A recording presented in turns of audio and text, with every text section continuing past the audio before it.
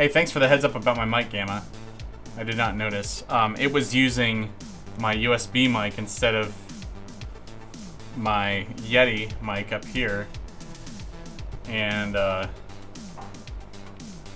guess it must be muted here. But anyway, hi. Yeah, last week, I guess was like the third week I've been working on Holo Trials, maybe second and a half.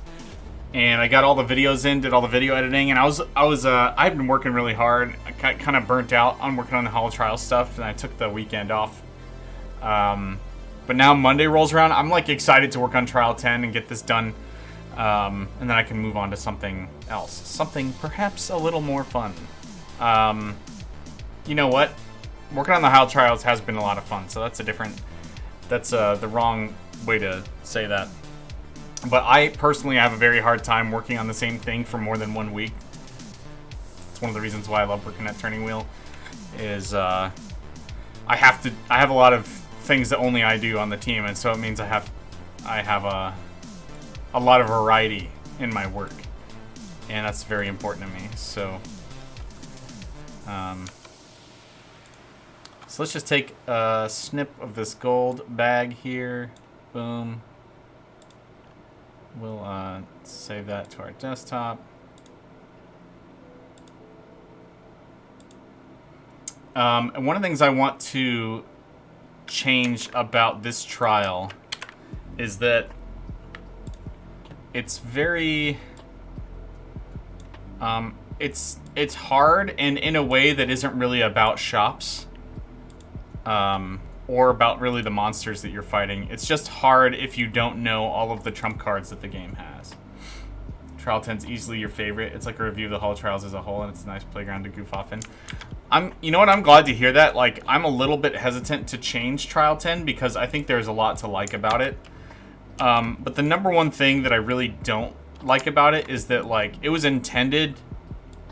When I initially made it, my objective was to make a trial that, you know, you pick whatever playstyle is good for you, and then you use the shops to round out that playstyle and any other tools you need. And instead, what kind of happens is that the only right way to beat the trials is to sort of like find all the trump cards. Things like open and paralyze and sleep and stuff like that. And if you don't use those things, then the trial's kind of unbeatable. And I don't like that about it. Invisible plus speed, yeah. I mean, it's fun I think it's fun for expert players to speedrun, but at the end of the day, it's just a bad teaching trial. Like, it doesn't teach you how to use shops as a warrior well. Like, if you...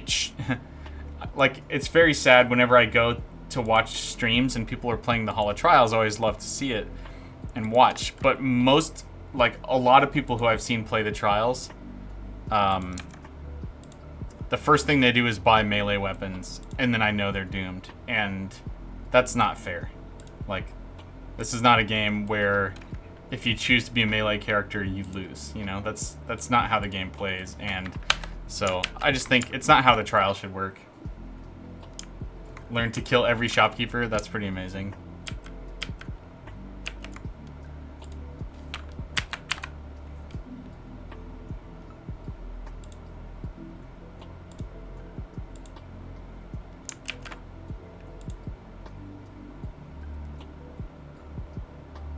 Dunked on by the imp several times, as it turns out. Yeah, and so, like, if I want to require... So one of the things I could do for the imp room is say that, you know, the enemy... I could have a sign that says the enemy in the next room throws fireballs, and unless you have a way to bypass them or the fireballs, it is likely that you will fail this trial. And just, like, let the player know, like, don't expect to go in with your melee weapon and win this fight. Like, you're gonna have to be more creative than that. And at least then I'm setting the expectations properly. Whereas right now, I'm not setting expectations at all. I'm just like, yeah, go fight this your way, buy the items you need, and then you just die because you chose to be a warrior, and that's not, I don't like that. So that's the number one thing I want to fix about the difficulty in this trial, and I'm sorry that that means, as with all the other trials, I'm sorry that that means that the trial will no longer be hard in that sort of puzzly way where until you figure it out, there's no way you're going to win it. And there is something fun about that. Like, I'm sad to lose it to some degree, but also first and foremost, this is a tutorial trial, and unless I'm teaching something of value, it's not worth having, you know? It's just not. So, for real, Mr. I only trade to level up trading. I always kill the shopkeepers. That's funny. I mean, the fact that you continually play it is really already sort of interesting. Like, these are tutorials. Other than finding the secrets, I didn't expect a lot of people to replay it. And hold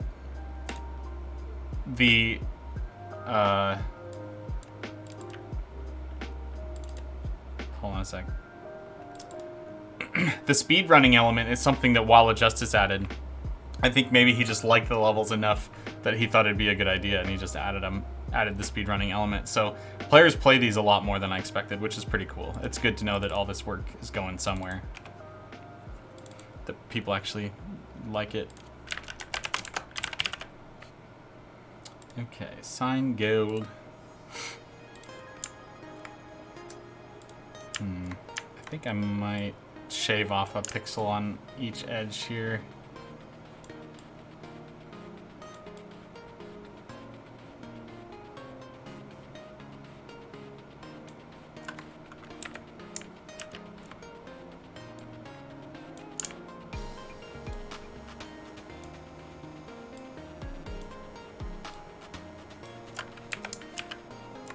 Yeah, that looks better.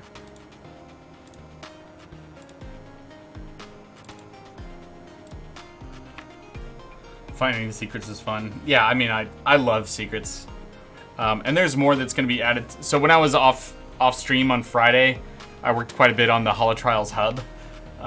So there's going to be some more secrets in there. And maybe after, if I finish Holo Trials 10, Trial 10 early today, maybe I'll go back to that. So we're gonna need to dump signs. And if you haven't watched me do that before, what that means is that all of the signs in the level have now been, all of their text has been exported to a script.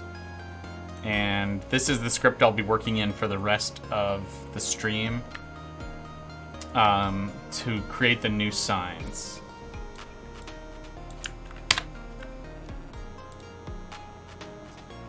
So here's the script, tutorial 10. I'm gonna go ahead and steal my color initialization from another file here, a previously completed one, and then I'll steal the image script, sign underscore. Oh, actually, this is the this is the tutorials hub. I need to open a different one. Let's do like just 8. 8 is fine. 8 hub. Okay, so here we can look for sign underscore. All right, steal this, and we'll look up nor will it. Gold cannot slay monsters, nor will it feed you. So we'll go ahead and throw an image reference in here, tutorial 10, sign gold. So now we have an example of that in here. And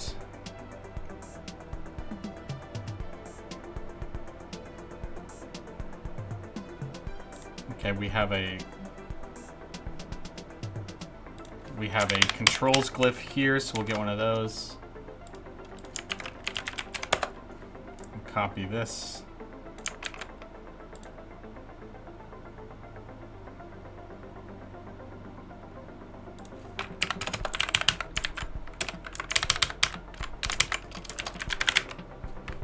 You spend X gold each minute. You need to get more gold to have them on your side. Imagine using gold to charm monsters. That's a fun idea. I think there's, like, you could even have spell that consumes gold when you cast it instead of mana. That would be cool. In fact, I think we were talking about... When we were talking about if gnomes were a playable race, I think one of the ideas that came up was having it so that they didn't have a mana bar, they had a gold bar. And every time they would cast spells, it would cost them gold, something like that. Midas Touch. Yeah. Actually, we have a Midas Touch amulet idea, so that when you wear the amulet, everything you pick up weighs twice as much, but it's gold.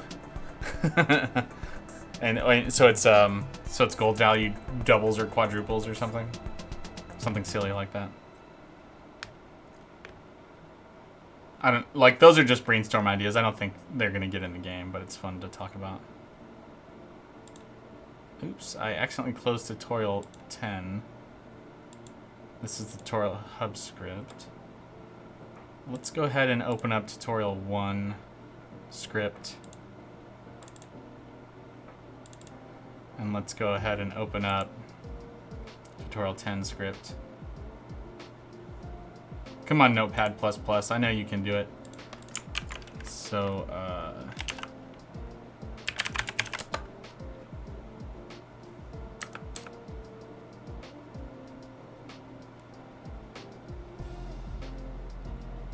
character status. Okay, that's what I needed. This isn't... Status isn't good enough. It needs to be character status. Okay. Dude, Notepad++ is so good. I love it. One more thing I need to open is the log, so that I can copy down the sign names. Here we go. Here's our sign names. Let's just do this. And then I do this. And every sign is named this.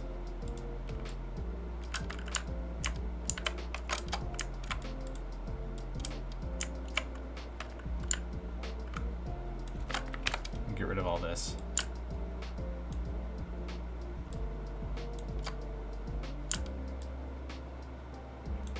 It's gonna be picky about that, isn't it? Okay. There we go. These are our sign names. Oh, you know what? I need those coordinates. Forget I deleted that stuff.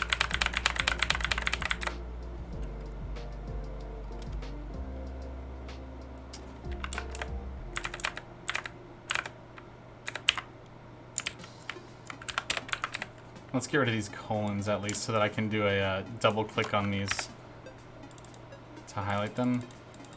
Nope. Alright, that's alright. So now we're going to do the busy work of just copying these sign names over to the ones in the game. All the way up to U. It's a lot of signs. I think Alchemy has the most signs of any trial. It like went to AM or something, so that means there's like 39 signs.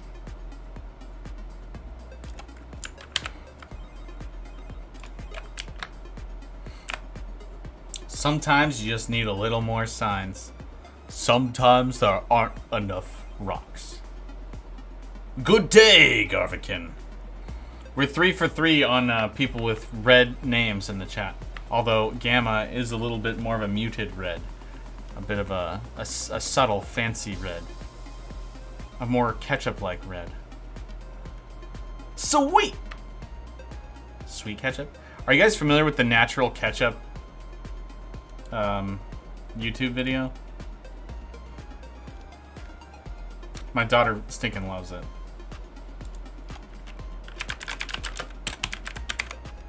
Let's watch it together. My oldest daughter really stinking loves this natural ketchup video.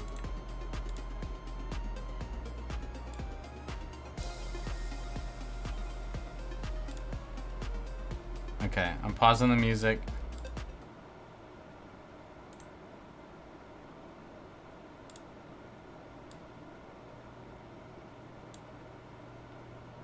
No, but I know that Ash's Pikachu loves ketchup. Ash ketchup. Alright, we're watching this because I decided. Time falls away, but these small hours still remain. Okay, thanks for watching Natural Ketchup with me. That's my daughter's favorite YouTube video. Where him describing natural ketchup to his friends turns into a game of 20 questions for some reason. She's a silly kid. I hope you thought it was worth your time. It was worth mine. We have one less viewer than we had a few minutes ago, so what are you gonna do?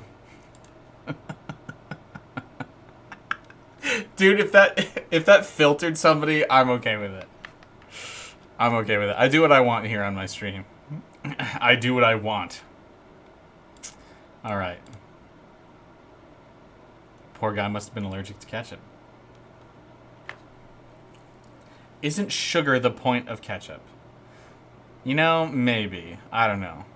I like ketchup for the tomato-y flavor. But I'm a big fan of tomatoes. Yeah, I spooked him away. So spooky. Alright. 8 and 12.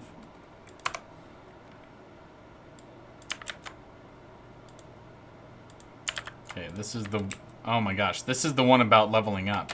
I might actually replace this sign because I've moved sort of like level up stuff to the tutorial hub, the trial hub. And so having that in here is probably going to be redundant. All your red names would have reminded him of his terrible allergy. Yeah, it would have been. It's very scary. Yep.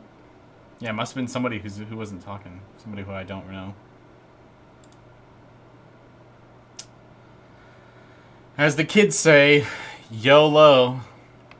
Alright, let's turn on the music.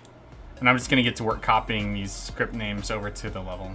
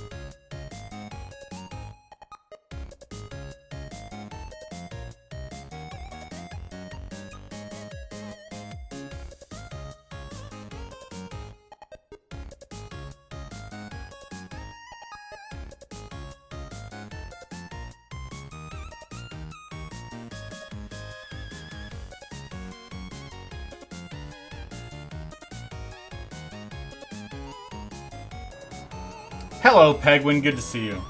How was my weekend? My weekend was pretty good. I'll be honest with y'all. I've had last like week and a half. I've had a really hard time with my sleep schedule. Like, you know, because Wall of Justice is in Australia and Sheridan is in the Seattle area. Our compromise for when we meet a couple times a week is at like it can start at like 10 at night after I've put my kids to bed, and honestly after my wife goes to bed, and then we might meet for a long time because we've got like a lot of work stuff to talk through, or maybe we'll just do a work call where we'll work together while in the meeting. And so it's not that weird for me to be up until like 2 a.m. But then for whatever reason my body doesn't let me sleep past like 8 or 9. And so I'm operating on most days I'm operating on like less than 6 hours of sleep, and it can be a big problem. And so I'm trying to find a way to correct my sleep schedule so that that's not happening to me anymore. Last night I was able to catch up. I got about 9 hours of sleep, but it wasn't great quality sleep. So anyway, I tried to have a rest-filled weekend. I got some gaming in with my dad and my brother. We had a good time. But yeah, I still had a hard time getting to sleep at a reasonable hour. Like I'd lay in bed for a few hours before I could get to sleep, and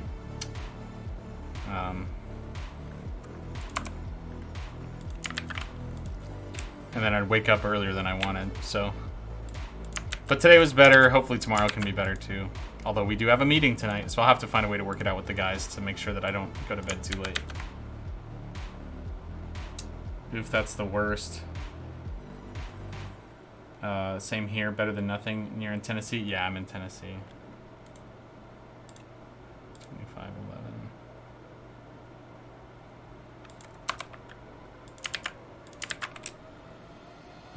Might have been imagining things in my experience. Restarting this trial or starting from the main menu caused the tables to fail to generate the loot? Well, if the tables are generating loot, then it's loot that is not required for the trial. But I should have made it so that loot does not procedurally generate on the tables. It's something I will look into as I go into testing the reworks of this.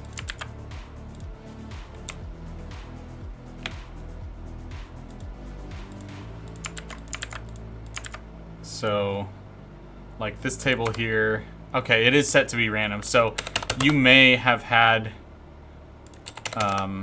items on here, but like it shouldn't be items that matter. Or maybe I left them in on purpose because like it's just a chance to get something extra to sell. Which is fine. Because that's kind of what the trial's about. Is like embracing the randomization a little more. I don't know, maybe I could keep that.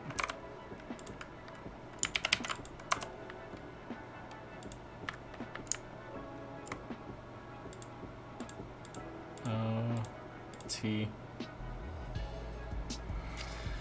Well, I'm actually okay with them having random stuff on them, especially because it won't be really good stuff. It's going to be things like a lore book or a piece of worthless glass. So in the interests of making this trial be the one that has the most RNG in it, which it deliberately is, I think maybe I'll just allow it. I think I'll just allow it.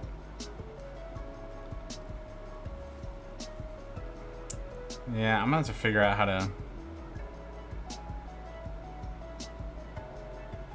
balance these encounters a little better.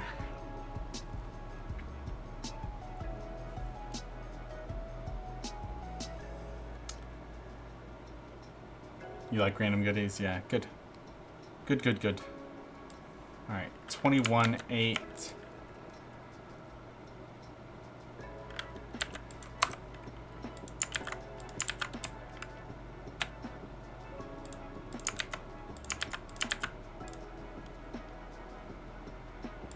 So I think for starters, I can...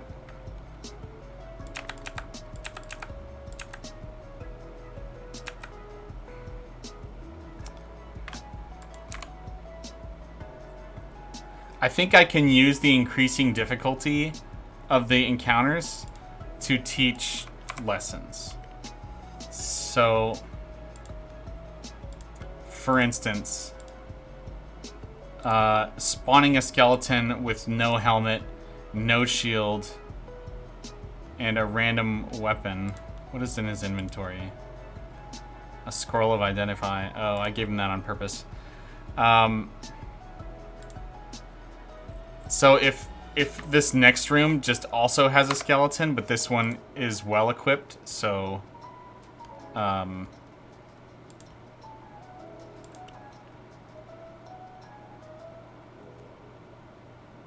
is the gem and worthless class weight difference intended? Yeah. Yeah. I mean, I didn't design it, but it is intended.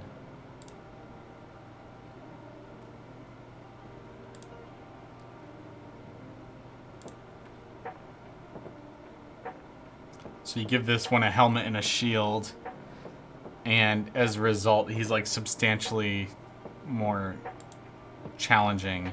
And so I can kind of exhibit that by having one in one room and another one in a second room. It's nice to be able to tell them apart without appraising them. Yeah. See, I don't have a problem with that. I think that, like, I don't look at the weight, I actually look at the value because, spoiler alert, when it's worthless glass, the unidentified value is always 0, and when it's not worthless glass, the unidentified value is always 1. So, I like that because then it just means that I know that it's worth something, but I don't know how much, and so it's not the same as it's not like identifying it doesn't matter, because you still can't sell it, you still don't know if it's worth keeping, but you know it's not worthless glass. That's what you do know, and so I think that's, if that's something you learn just by experience, I think that's fine.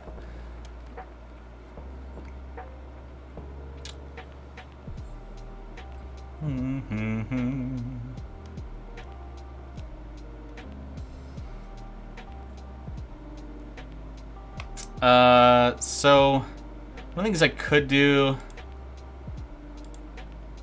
is I could put, so this is the armored skeleton. I could put the armored skeleton in this first room and then 2 naked skeletons in the next room, so that individually the skeletons are easier, but there's 2 of them, and so that is what makes it a more challenging fight.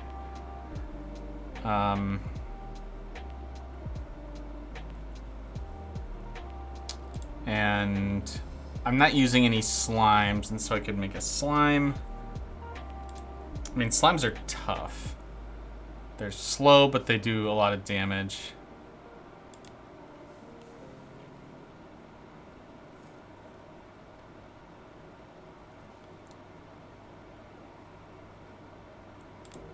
And then spider. And spiders are tough because they poison you. I can't find the spider glyph.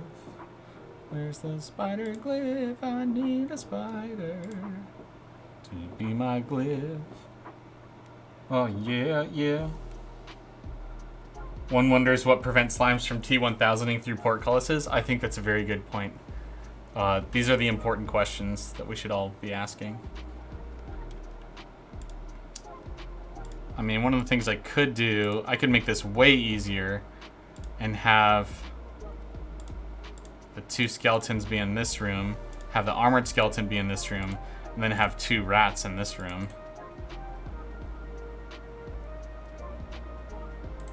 I mean, we all know that 2 rats isn't that big of a deal.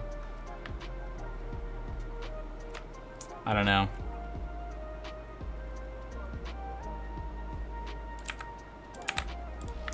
I just, I don't want to take all the challenge out of this. but like it got really difficult really fast. Most players who were doing pretty good in the trials died in like the 2 whole entire rats. Most of the people who I saw die in the trials died at the ghouls, which is like really a really early spot to die, you know. But we could do slime. They have 60 HP. These have 40, and there's 2 of them. Okay, spider has 50.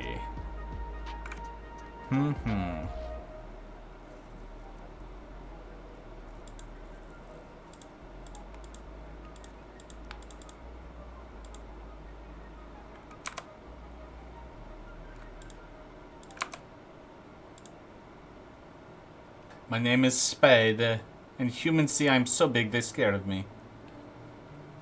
Reasonable, reasonable.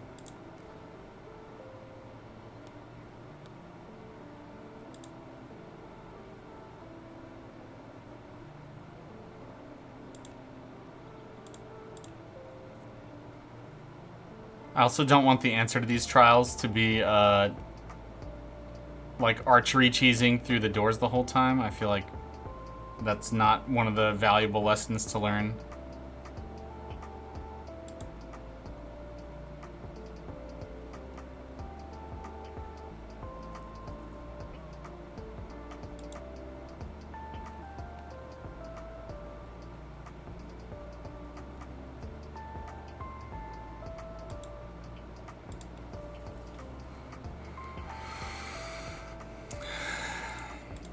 I just don't know if a spider is slime. I mean, a slime actually has more HP than a spider. And they do the same damage, except for the spider could poison you and the slime is very slow. Spider's much faster. I mean, it's nice to teach those differences. And then I'll do the troll, I guess.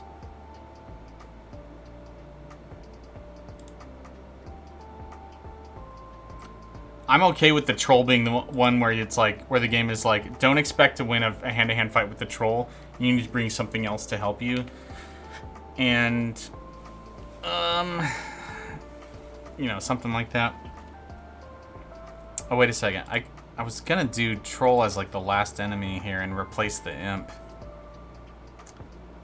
I could also do like a skeleton with a staff as the last enemy if I want to keep magic as sort of like the primary problem. In that final trial. Succubus is also a good one to have on the table.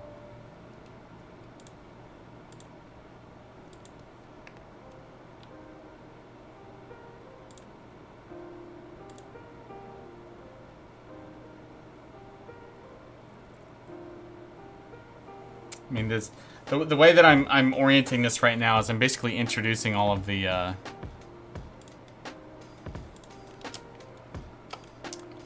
mines enemies one by one, which is a really good introduction. It's good to have that kind of introduction to the game.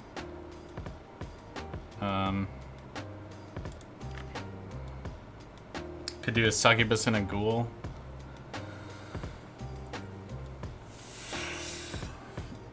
Is it bad that your mind immediately goes to a succubus, making it possible to grind leadership to 100 in this trial?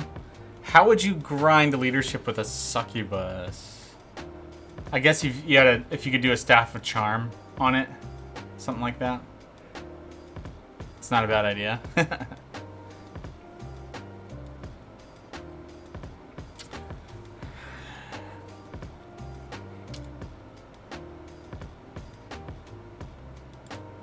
Man, I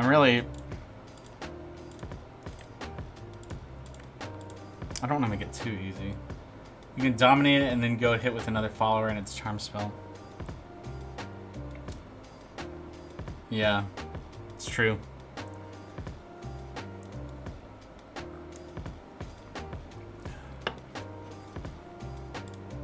You could put the troll and the succubus together in this final chamber.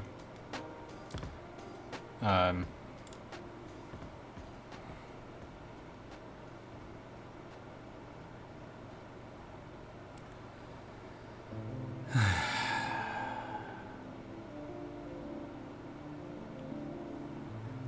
the other thing I'm considering is putting, like, a ranged enemy instead of a magic enemy.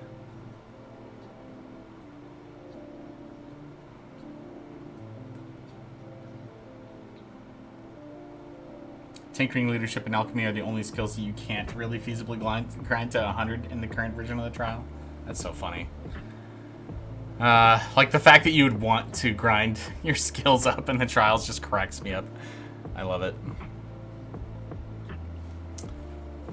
So I could introduce melee combat or ranged combat in like this one here. Instead of a random weapon, I could just give him a short bow.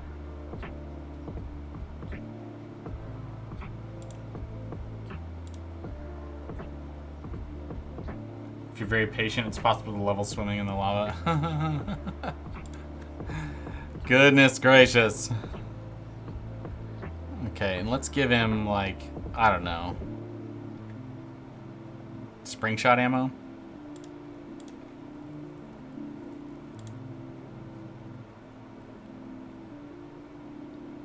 So this room becomes more about having to fight mixed groups of monsters, one that's ranged, one that's melee. The spider, I have to decide if the spider has any valuable lessons on its own. I mean, poison, it's nice to warn the player that you can get poisoned, so you might need an item to stop poisoning. 2 slimes is kind of nice because they're so slow. Even though they have more health and do more damage than most of the other monsters here, they're so stinking slow, they're really easy to kite and manage fighting them one-on-one.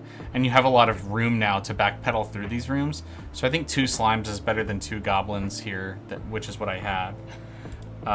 Ghoul doesn't really teach any unique messages or unique problems to solve, so I might actually get rid of Ghoul here. And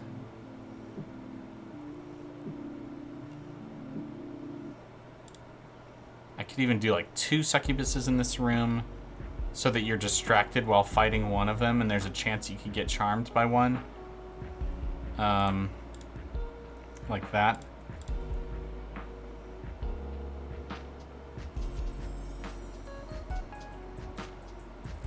Part of me feels like that the troll should be part of the final challenge.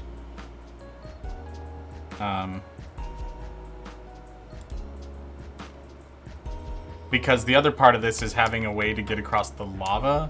Now you can pull that lever from across the lava, and that was intended when I made it. Because I don't know that I can reliably guarantee that the player has a way to pull that lever with a shop item, like a gyrobot, or they don't sell gyrobots anyway. Or like water walking boots to get over the lava.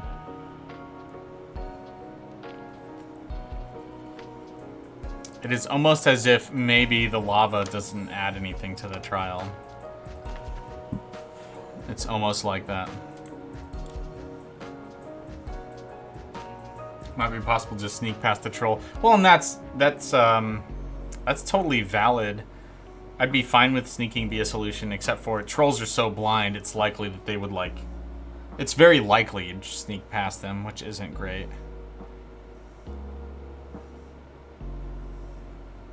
I could make him a bridge troll. So,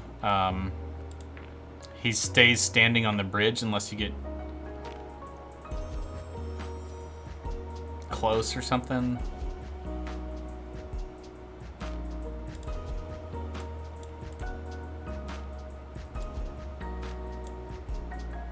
So the challenge is about getting past the bridge troll.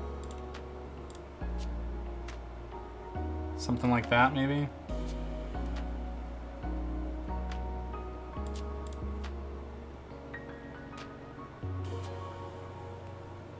You thought about making more tutorials? That's cool.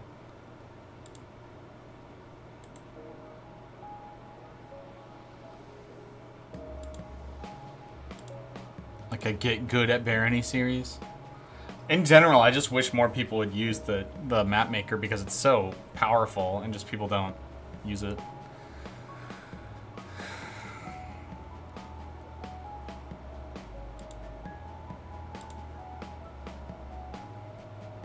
I mean, I don't want ghouls in here. I could put a gnome in here with a lightning staff. That's actually a really good plan. I'll put him past the troll. And instead of random, he'll have a lightning staff. I mean, it's kind of perfect for if this is a training trial for the mines, effectively. If this monster progression is like training for the mines, then the fact that a gnome is there, it kind of prepares people for the gnomish mines, and having a gnome and a troll together is a perfect example of that.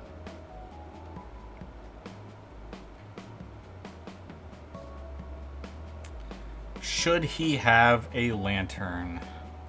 I don't think he should. I think I'm gonna give him nothing for his left hand because the lava provides the light in the room, and I like that about this. And so giving the gnome a light, I think, is wrong. I think gnome hell. That's funny. You know, more challenging ones that cover more niche quirks of the game. Yeah. Yeah, and I think that's the thing, too. Like, I really liked that about... Like, this trial forced the player to learn that if you buy certain items, certain challenges aren't challenges at all anymore. And so even though I put an enemy like an imp in here, which is, what, level 12? What level is an imp? Let's check out the imp. 14. Okay, so imps are level 14, but I'm throwing a level 1 character in this trial and saying you can get through him.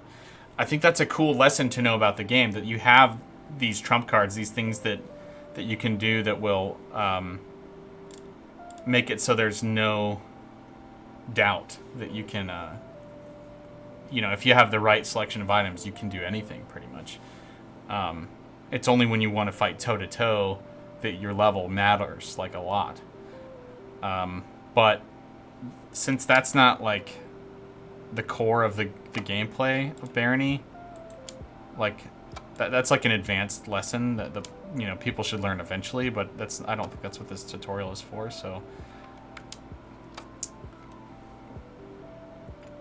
So I'm struggling a little with justifying the spider and the succubuses. One thing the succubus might do is steal an item and teleport away, and then you end up with a succubus somewhere else in the map, which I don't want. So I might have to forego succubuses.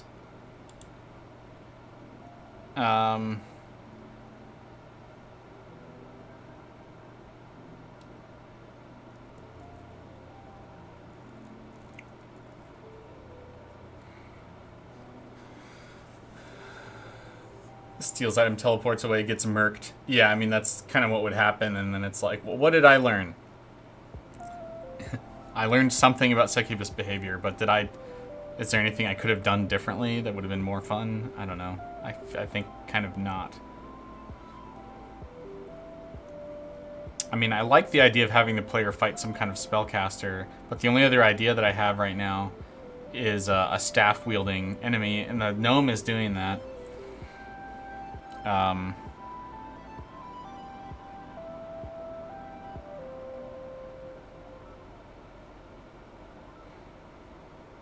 Humans are not going to be hostile to you, so a human doesn't work. I could put a goblin, but that's not really a mine's enemy.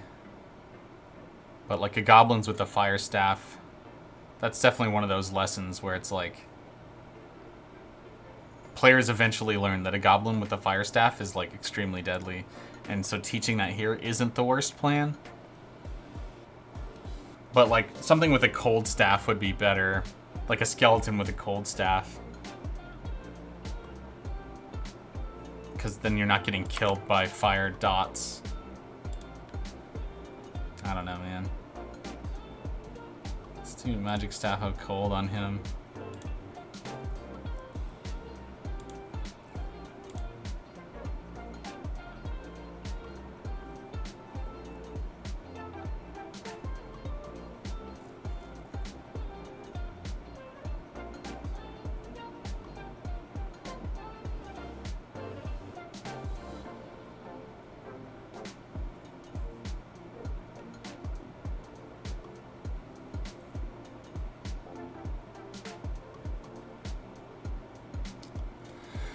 Well, I should play through this and see how it feels.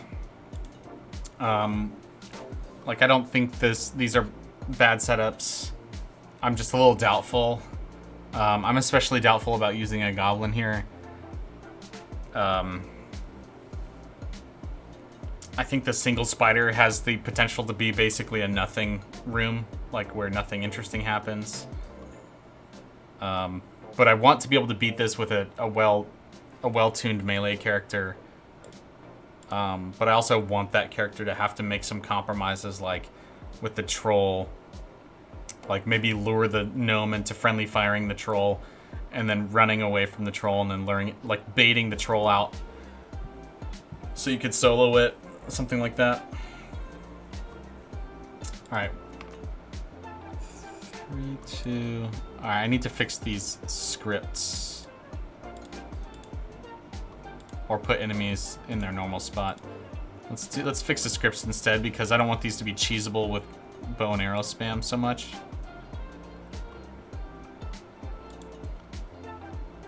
One, two. Oh, the other thing I gotta do is, if you go through these gates, it needs to wake up the enemies.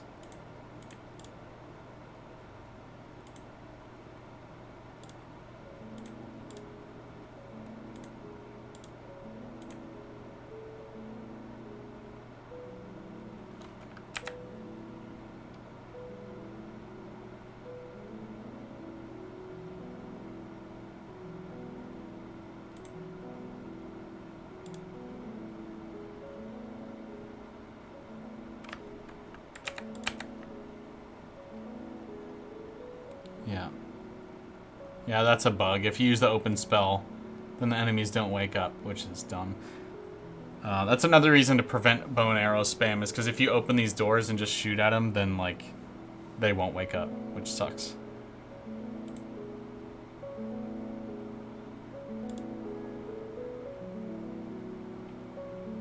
It's not intended.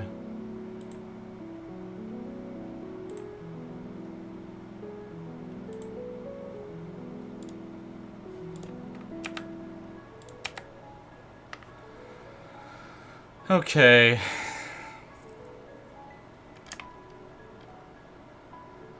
You know, I could make this a 2-rat fight.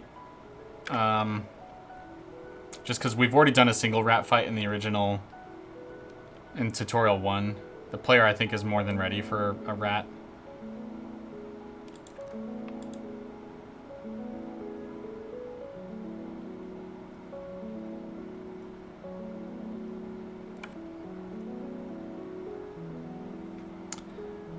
I think I'm okay starting it with a rat, though.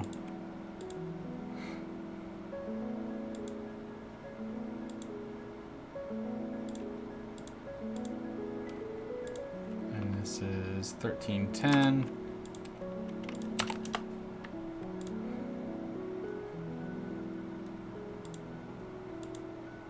$8.10. Yeah, first rat being a first enemy being a rat feels obligatory. I guess I agree with that. Okay, 8 through 8 and then 9 through 11 is what I'm unfreezing.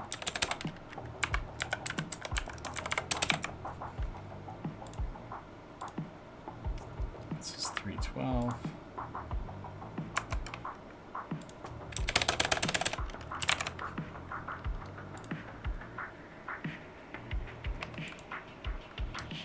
Three, 4 to 7, 7. That's actually correct.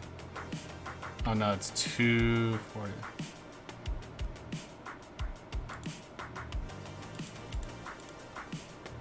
Oh, that's fine. 1, 2, 9, 6. Okay, so it actually needs to be 8 to 9 and 5 to 7.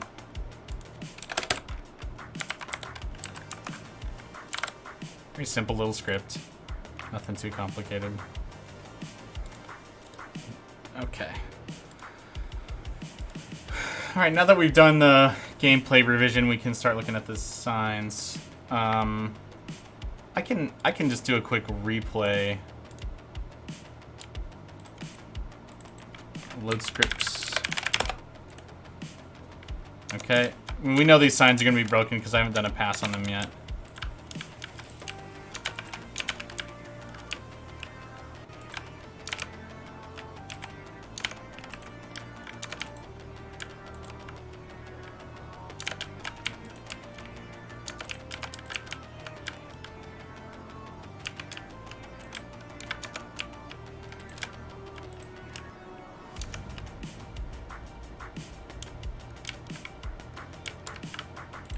I like that little demo. Just showing that shopkeepers will wreck you. Don't mess around, you know. I think it's a good lesson.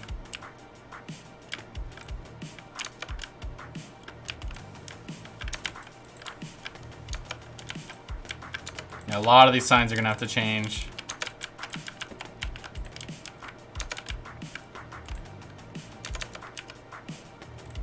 And of course, this doesn't work properly yet.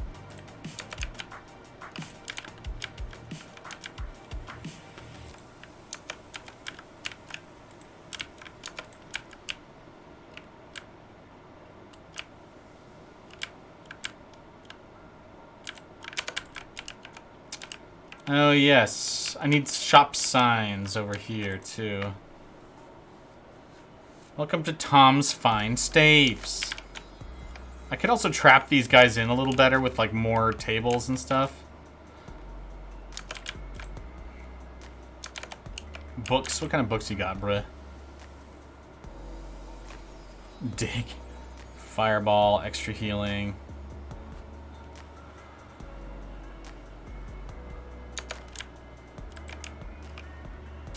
Tinkering. Let's look at my skills. So I put all my skills at 20 for the tinkering. Alchemy is 30. Maybe I should make...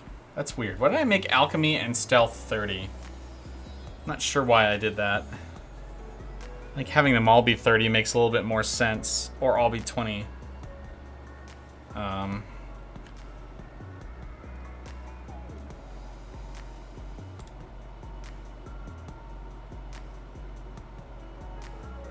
Yeah, I don't know.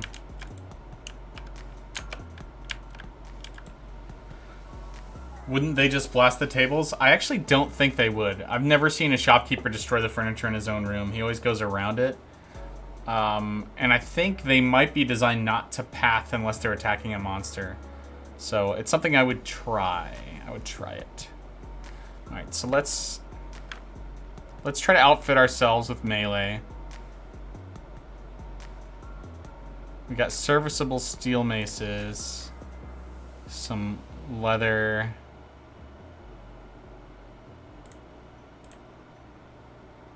And then serviceable bronze shields. So this is like a decent starter kit for a warrior archetype.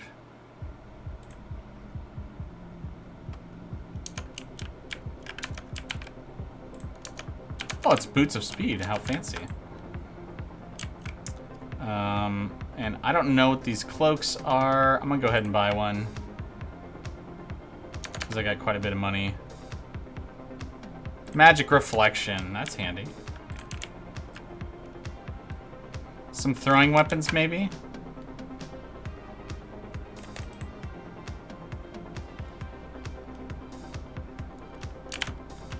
And then if I'm just trying to think like a player here. I might want some healing potions or something.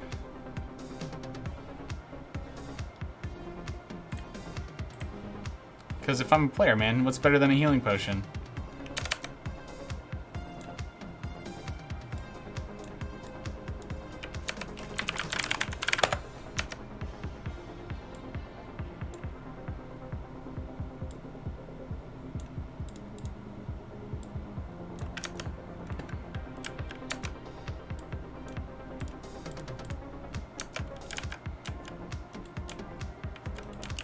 Okay.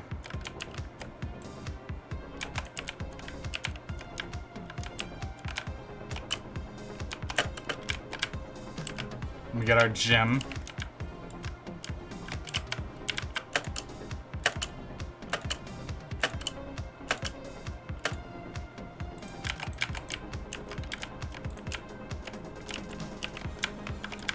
That was rude. I liked it.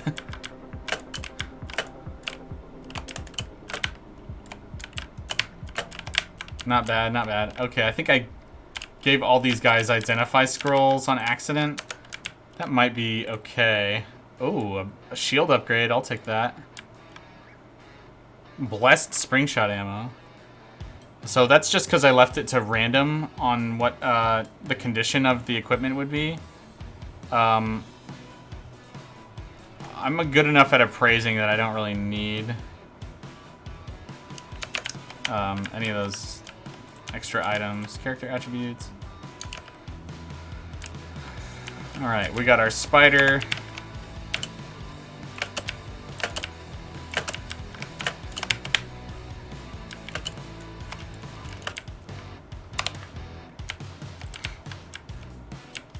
Sometimes you gotta yeet a boy. It's a bummer when the bookstore guide doesn't offer spells you can learn. I agree. I think I actually have the power to change that. Like, I could make sure that he always has, like, force bolts by adding it to his inventory. Something like that.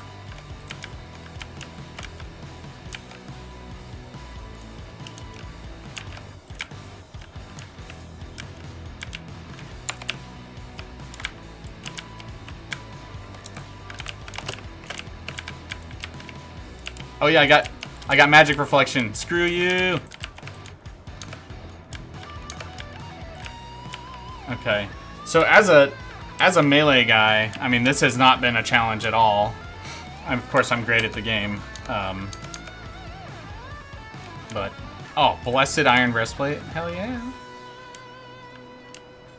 Let's go back and sell this junk, which is an intended part of the tutorial. I'll probably have to make a video about backtracking.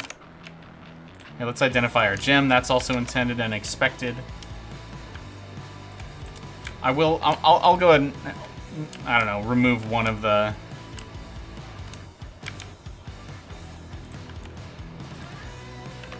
How's my shield? Worn.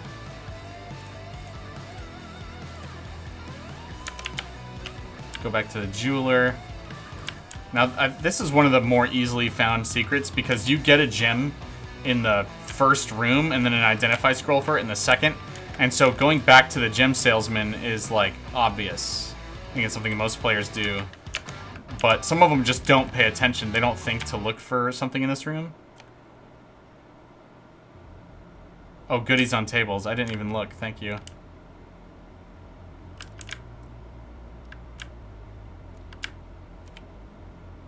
None of those. Tomahawk and an amulet.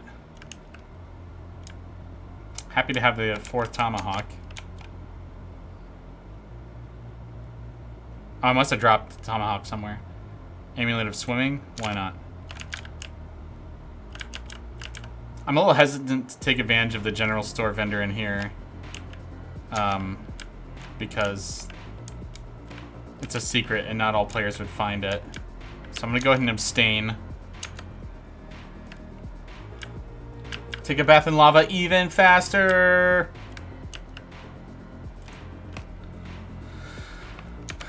Alright, staff guy. Sell character attributes. Yeah, I definitely can't learn any of these. I mean, I can enchant my weapon. That's pretty cool.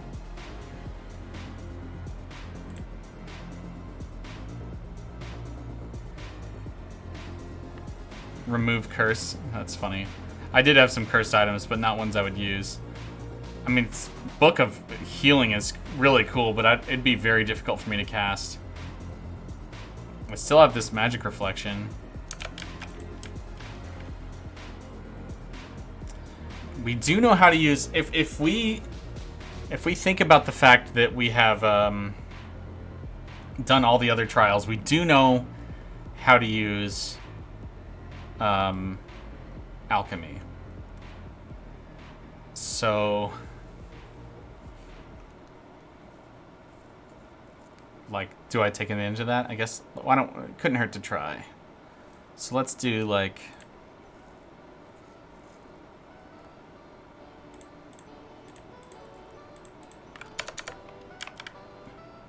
so we're going to confuse the booze and make acid. Oh, I need more confuse.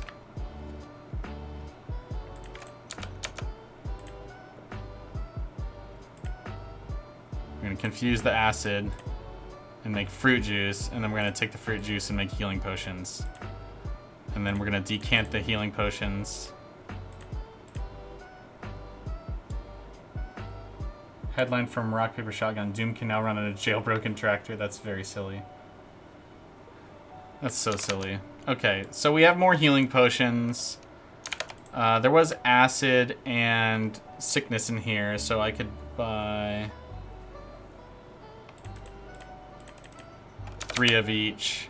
Make 3 acid potions. Except for my alembic broke. Alright, this potion guy's a heck of a wanderer. I need him to, like, stay put. Alright, so we can't brew anymore, so I'll just sell those potions back.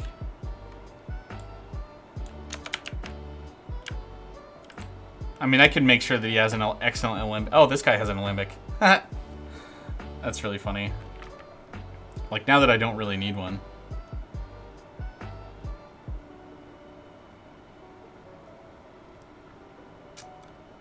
Yeah, I think we can definitely win with what I've got right now. I guess I'm just being thorough. Like, if I was a player with all this extra money, wouldn't I want to spend it on something? Like, I could go spend it on a bow and arrow. Worn short bow or excellent crossbow. Of course, I'm gonna buy the excellent crossbow. He has no ammo, probably because he's not a hunting store.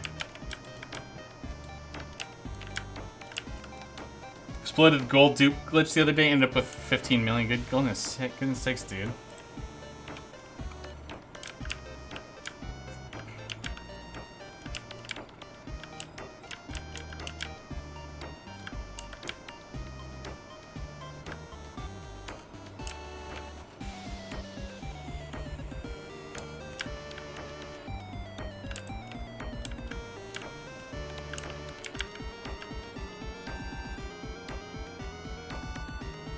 Okay, so this is actually like a... I really like this change to this room. It makes it a much more obvious problem. And the darkness means that the gnome doesn't even detect me when I enter. Like, if he turns and faces me, does he detect me?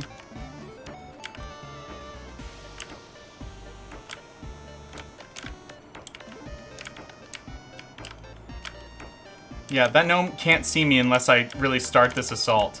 And so that's really good. But I also, the lever is so far away that I can't get to it now. Unless I have some, like, levitation and water walk, or levitation and invisibility or something. And so I really have to deal with this problem, but I get to deal with it at my own pace, which is what's important to me. So I think what I would do... Oh, okay, I attacked the gnome, and then that made the troll mad at me. That's exactly what you want. Okay, let's...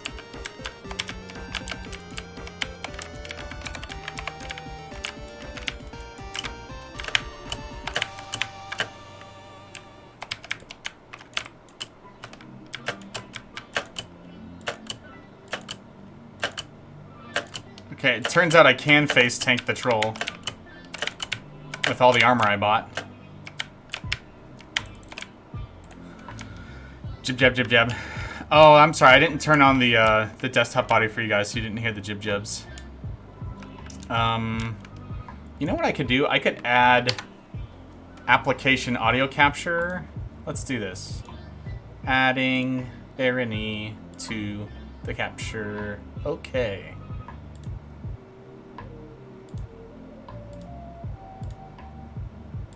Okay.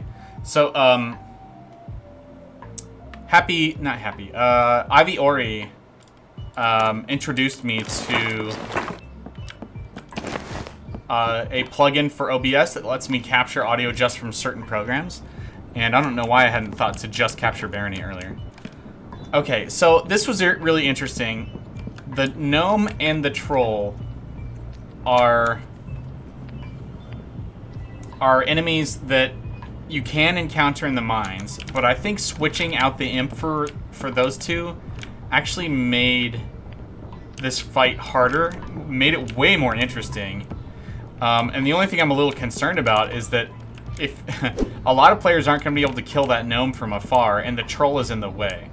And so, like, you've got to really think about that battle, like, do kiting and stuff. Like, you're not going to, unless you have a ranged option, you're not going to kill that gnome very fast. So, maybe in the beta, I'll make sure to watch people playing this, but having the troll guard the bridge, I think is just, it's so freaking good. And then because you can't just click the lever from here, like there's no way to click that lever from over here, you really have to deal with this problem. Now the cheese way to do this, the cheese strat, would be to just open the door and then wait until the troll decides to move. Because eventually he'll just leave, and then, you know, that'll be that. But because the point, like, part of what I expect the player to do is to drag the fight back into these other rooms, which is, I think it's natural for players to want to do that. I think it's okay if the player waits till the troll moves, because that means they still got to deal with that troll coming in. And maybe, if they get lucky, it'll decide to hang out in this corner and just, like, spin around looking for a little while. And then you can just walk right past it. But that's okay. That's them exercising stealth.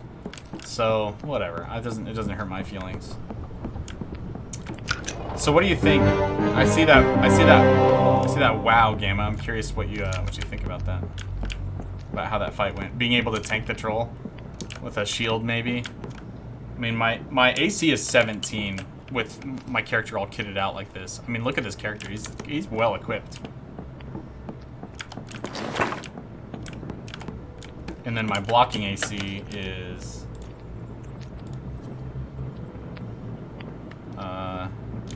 27. I flexed on him. I sure did. Well, it's good to know that if you really focus on a melee character build, like that troll becomes a problem you can solve. I think that's important. You still have to deal with the gnome, but I happened to buy a magic reflection cape, and so I didn't take a single hit on that. I could have thrown my potion at him. That would have been fine. Okay. So so I guess let's think about how the other encounters worked. Going back to the editor, just so we can look over this. The spider was sort of like a non-challenge. I could put 2 spiders in this room. I feel like that might be a little heavy. Maybe it's okay to have a respite between the 2 skeletons, because that skeleton with the knockback arrows is actually pretty rude. For a melee character, like, you really have to learn about kiting him back, and maybe I'll emphasize that in the sign.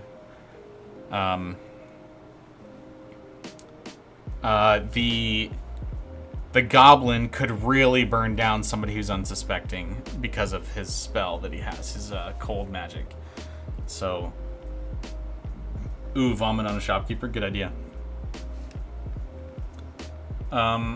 Since players could die really fast to a cold spell, did he drop his cold staff? Did I not pick it up, or did he burn it out?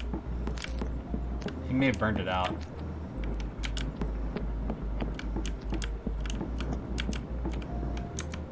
Yeah, I mean, I could deliberately put them in worn shape so that they don't get that many casts on it. I've left his at random, but I can be in control of the status, so I can make it worn so that he doesn't get a million casts of it. Staff of Cold. Status worn. It's just that's the weakest spell I can give him. I could give him a Poison Staff, which is the damage is weaker, but then the long-term effects are longer.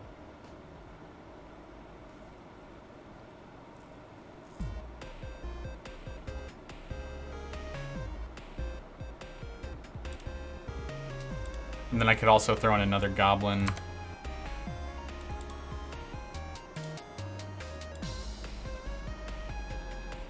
Found and killed Funny Bones and 2 Shelobs in Dungeon 1. That's pretty good.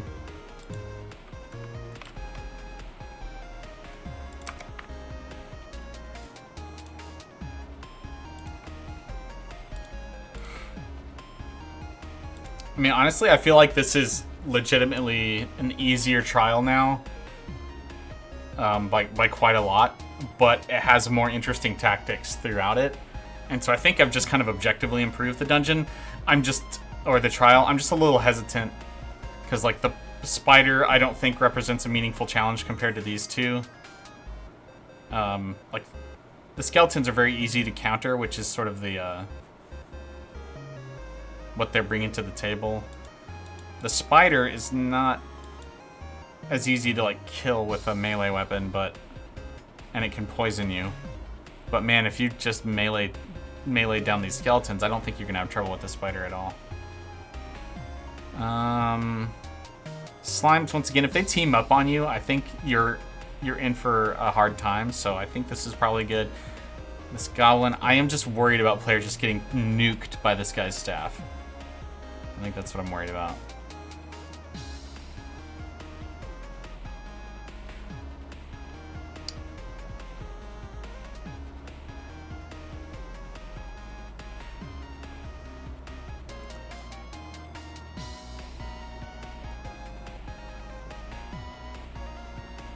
I mean, something else I could do is I could make this goblin throw some confusion potions at you or something. Staves are a big ouchie is an important lesson to learn, to be fair. Yeah, you're right. I guess we are teaching that lesson, though, with the gnome at the end. And so, I don't know, maybe the fact that the hardest fight, the last one, is both the so we've got, you know, melee, and ranged. Melee, and ranged. Melee with a status effect. Tanky melee. Ranged with a status effect. And then we have ranged and then heavy melee together.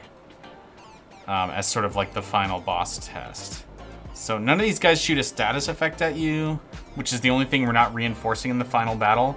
So I guess, to your point, Gamma, we are teaching something with this goblin, which is big ouchie with staves, true.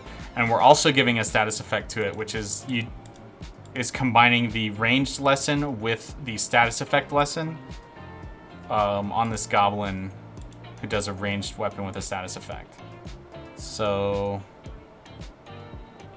combined, these two fights are sort of like the boss fights of the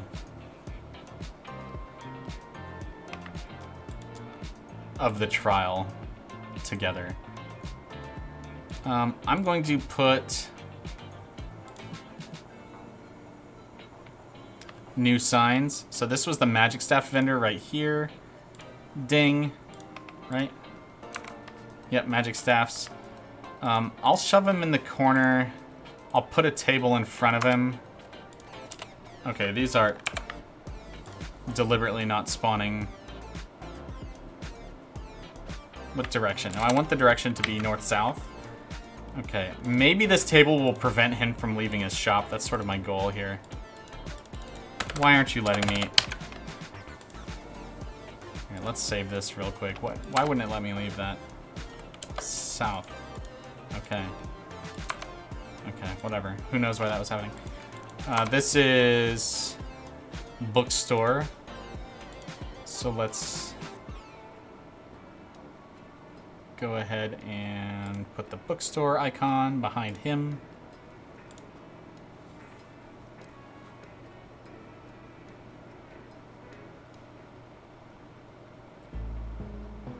Let's do this and this.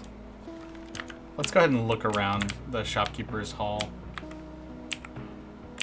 The flea market, if you will.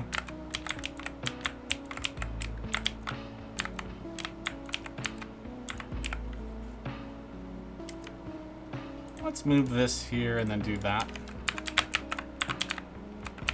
Okay, and then we got you.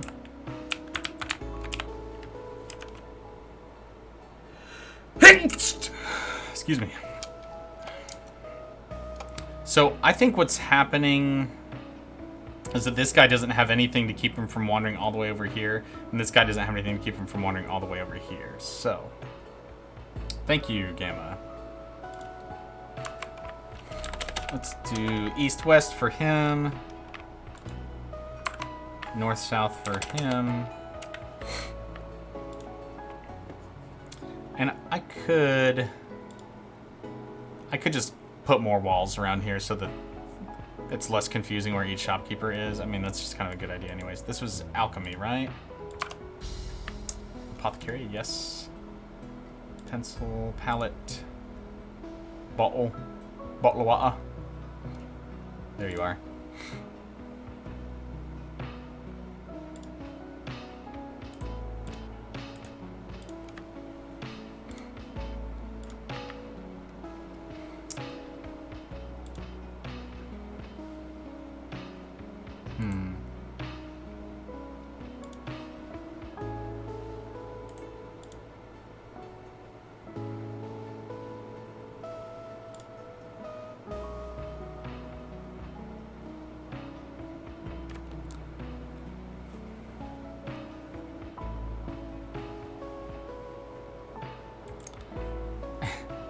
I could hide another shot back here.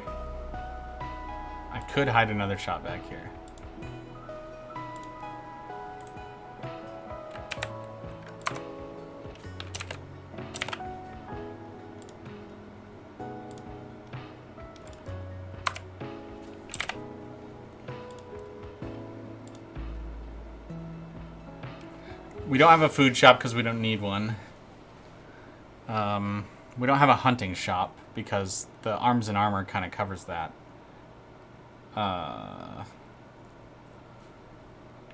This is hardware up here. We don't have a hat shop because that's kind of redundant to the arms and armor as well. And we do have a jeweler. Oh, we do actually have a hat shop at the beginning. But that's sort of like deliberately not useful. Which is a silly thing to say, but it's true. The 3 doors that the boulder crashes through the traps can be randomly locked. Yes, I know that, Gamma. It was sort of a deliberate choice to leave them so that they could randomly be locked. Because I knew that the...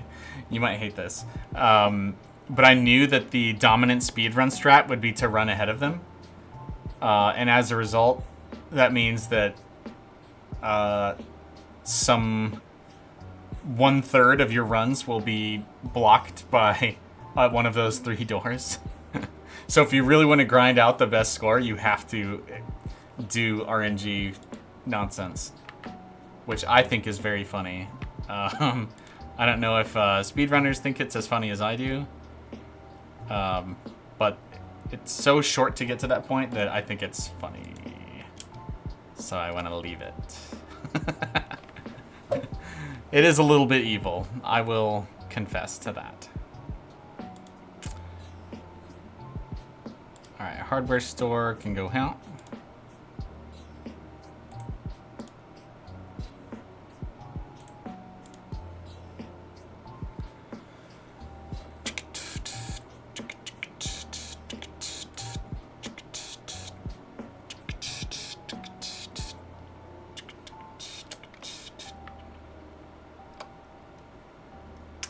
I need to decide if I want to bother putting another shop in here. Like put a hunting shop back here. I mean, it's another opportunity for the player to find ammo and weapons. So it seems like it couldn't hurt. It's just weird that he's cloistered off in his own room. It's a little silly. I could also trade places with, like, I could make it somebody that makes a little more sense to be isolated, like the potion guy. Could put the potion guy over here and then the hunting guy over here. Or I could just make it nothing. I could actually just fill in this whole area so that it's off limits. Yeah, I don't think it does anything. Let's do that.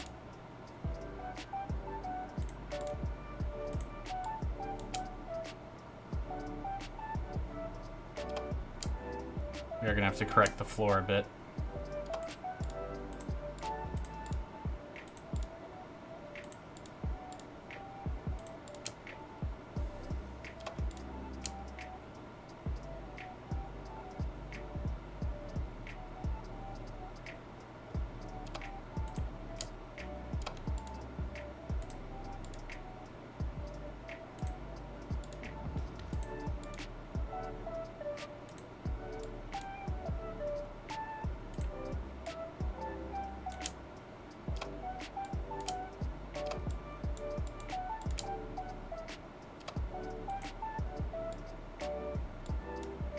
I'm just using this to determine where the floors are and where they're not, so that I can more easily make adjustments to the flooring textures.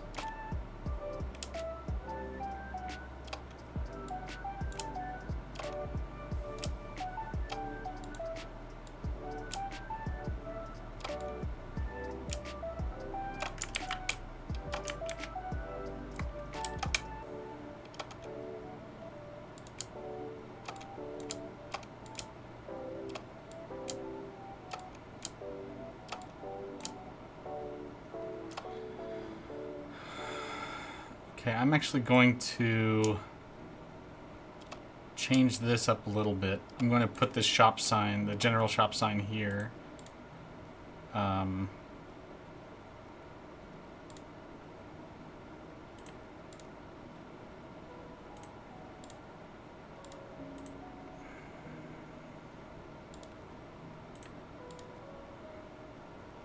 Because this is the general shop. This one right here is the gem shop. Ding, ding. And we're going to put 2 there because we know the player's looking for it. We'll put the hat shop here. Ding, ding, because that's where it is. All right, everybody's got a store sign. I may get rid of this sign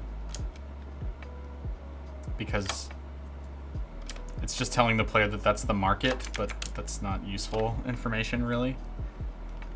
Now that the bag actually means something, I want it to be consistent. I want to be consistent about that. And then I can script the shopkeepers to have certain items. Feeling a little sketchy about that because I think they might wield them or hold them if I run the pickup item script on them.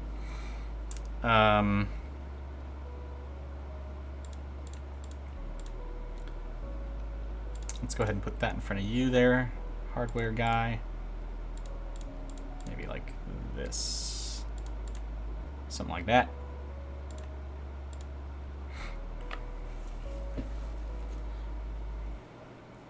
I'm hoping that having these tables in their way will limit how far they think they can move. Oh, right. Gotta fix the floors. Gotta fix the floors.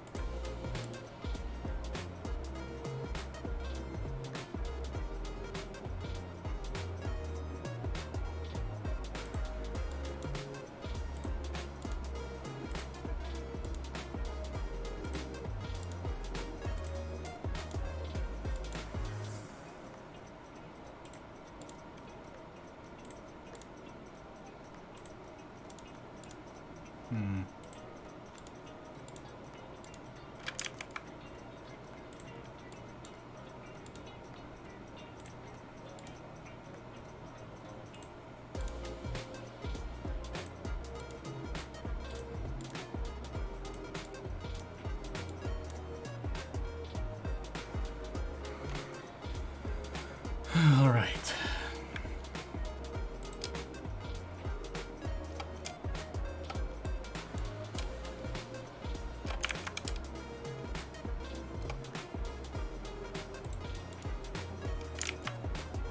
Beautiful. Thank you, Gamma. Thank you, thank you.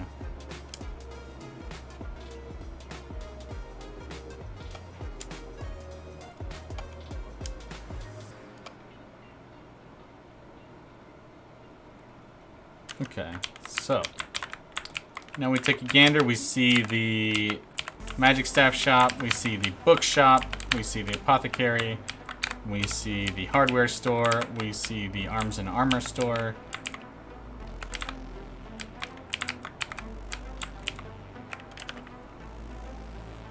Yeah, man, a part of me really wants to put a hunting shop in here.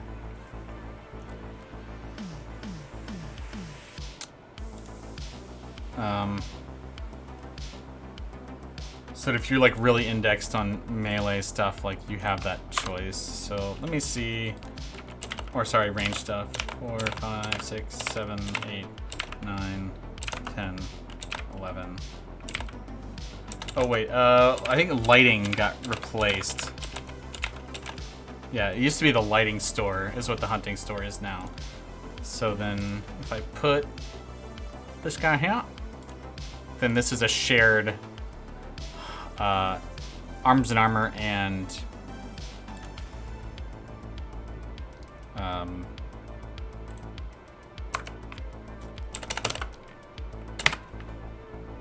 hunting spot.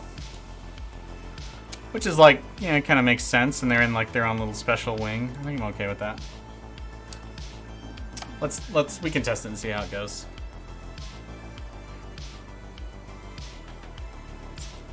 And I could add a lot more signs to describe what each... Well, I think here I'm describing what each one buys and sells. I don't know. Okay. So before we do any other tests, I want to go in and fix all the sign text. I mean, first we just need to change the font. So instead of Pixelmaz multi-line, we're using Pixel Mix. Replace all. That was easy. All right. Good. We got some good revisions out of this. I would like to take a quick restroom break before I dive into a bunch of scripting, so I will be right back. Thanks for hanging with me. It's been good having you around, and I'll see you in just a moment.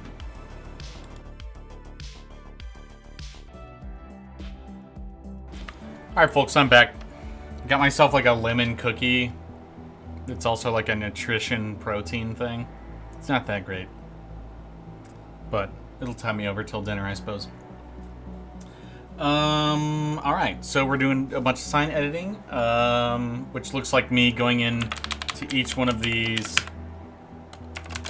and like just making it so that it fits properly on the line and has the right amount of spacing. And then after that, I'll go through and be adding images and glyphs and highlights to them, so it kind of just keeps looking like what I just did there. Nutrition. Excuse me. So yeah, it's just gonna be a bit of a grind, but I hope you enjoy it. I'll be here.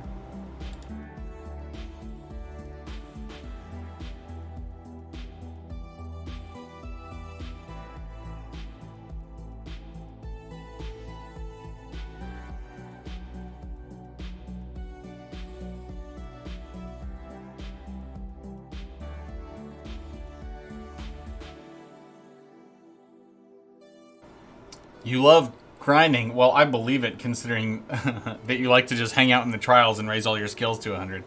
I believe that you love grinding.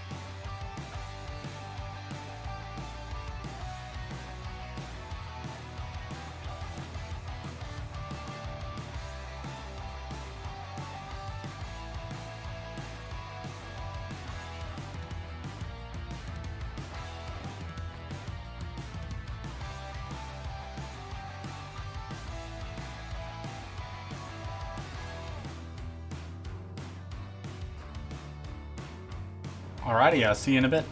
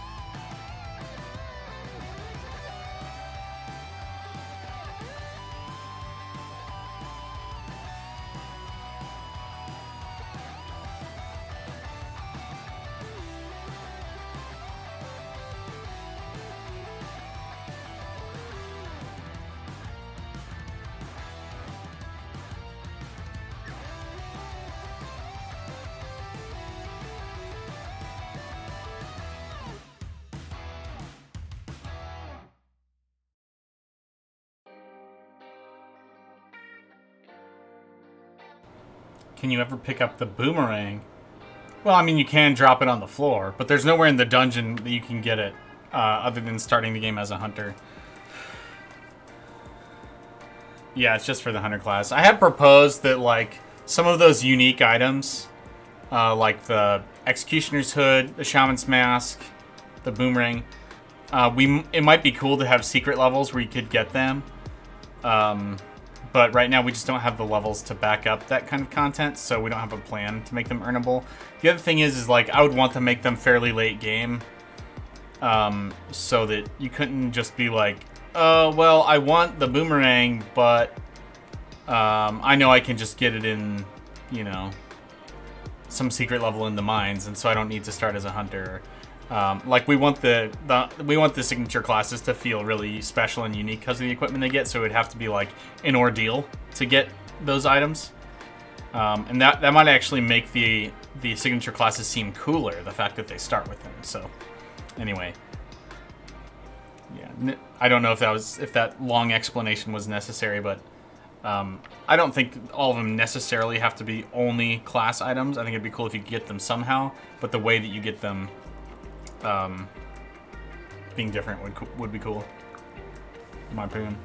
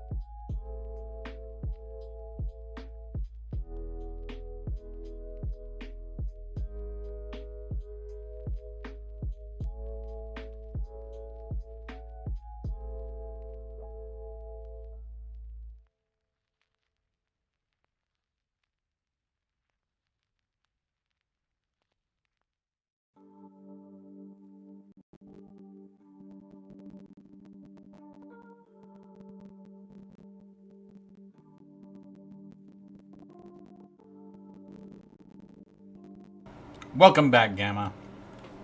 You mentioned you missed a brief conversation between Pegwin and I about class-specific items and like the boomerang and the executioner's hood. And I said that there's no other way to obtain them right now in the game other than the class. But that is something that I would like to rectify at some point with secret levels, so that you could like invest and work towards finding a secret level that would let you find that item. But not right now.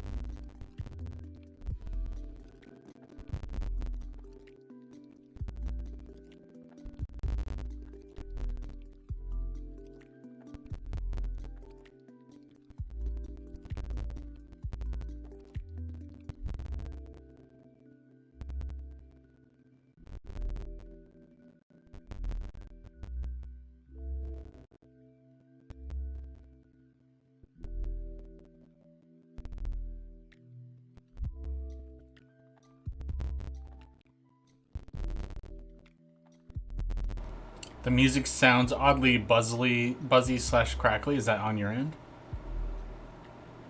I don't know. It sounds fine to me. Does it sound fine right now, or only? Is it only a problem when I'm like muted?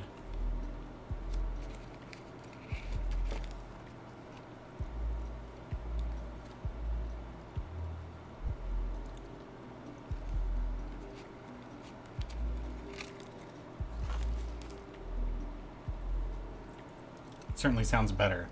Okay. It may be that like the videos that I'm listening to while I'm working are like interfering with that pickup somehow, so I'll turn down their volume and hope that helps.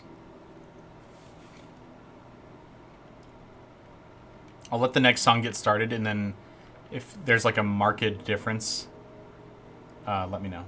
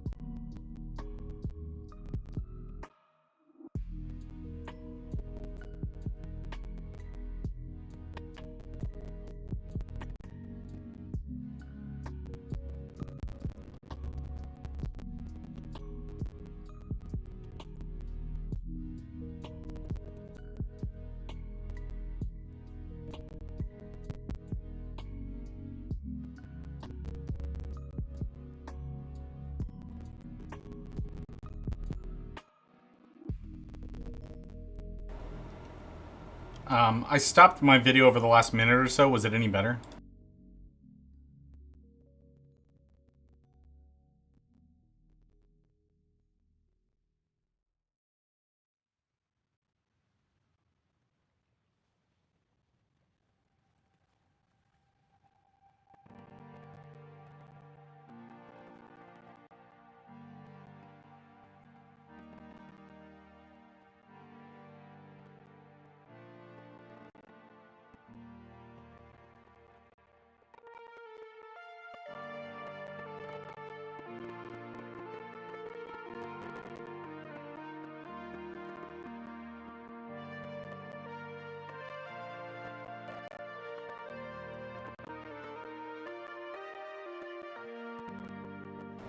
Okay, I'm gonna leave myself... Oh, interesting. Well, I haven't had a video going in the background for since I told you I was gonna stop playing it, and so whatever's happening is either an issue with my stream or yeah, I've got 0 drop frames. It's either a problem with my stream or it's a problem with you on your end. Because I can't see any other... I mean, it could be that I added Barony as a second input for this. And since Barony is silent, maybe that's a problem. I don't know. If anybody else can confirm if the music is popply and crackly, that might help narrow down if it's just something for Gamma or if it's something with my stream.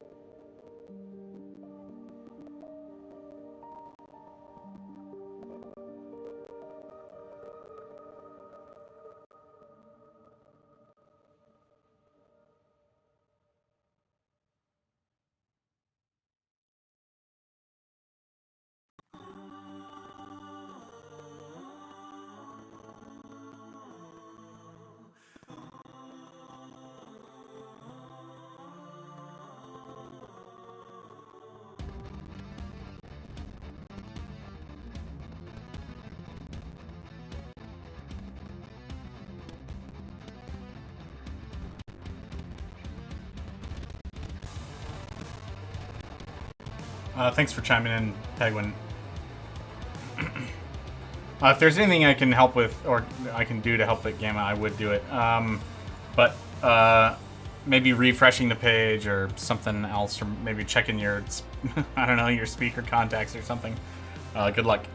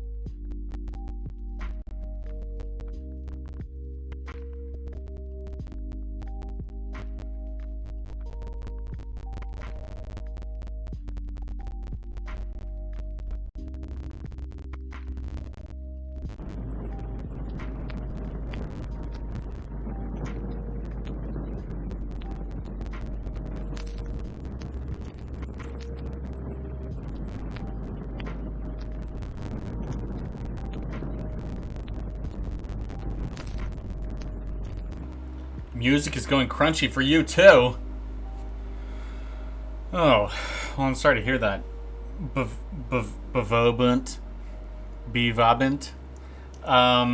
And my voice is not crackly, but the music is, I presume. One thing I can do is I can just restart Winamp. Maybe that will help. If it requires like a Winamp or an OBS reboot, then I will probably not do that now. But I will reboot my computer tonight and make sure. The music stops being crackly when I unmute, strangely. That's so odd. Yeah, maybe it's like a USB conflict or something. I don't know. That's real weird. It's real weird. Thanks for letting me know, for what it's worth.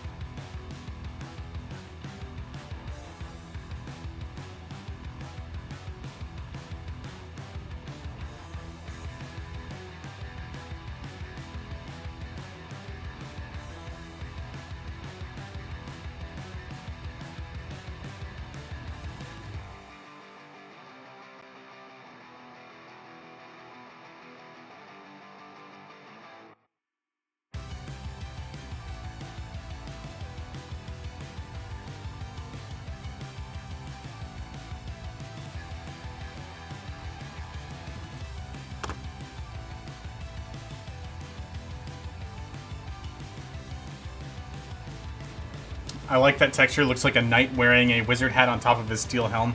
Yeah. Just a hat or two away from Team Fortress 2. That's pretty good. Yeah.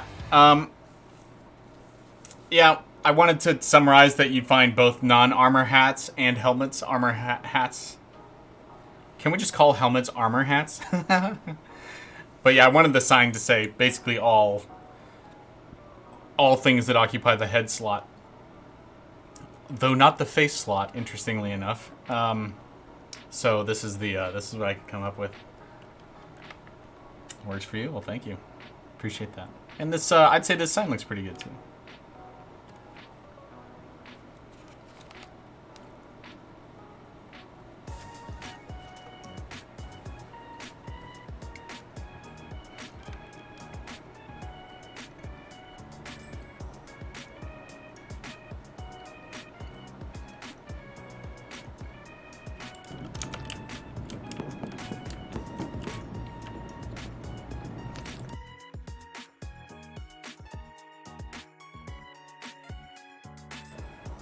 Any shopkeeper who would try to pawn off a mask as a hat deserves to get door cycled. That's funny. You know what else is funny? Door cycling is not going to be nearly as good in the next patch. So look forward to having to get better at fighting shopkeepers.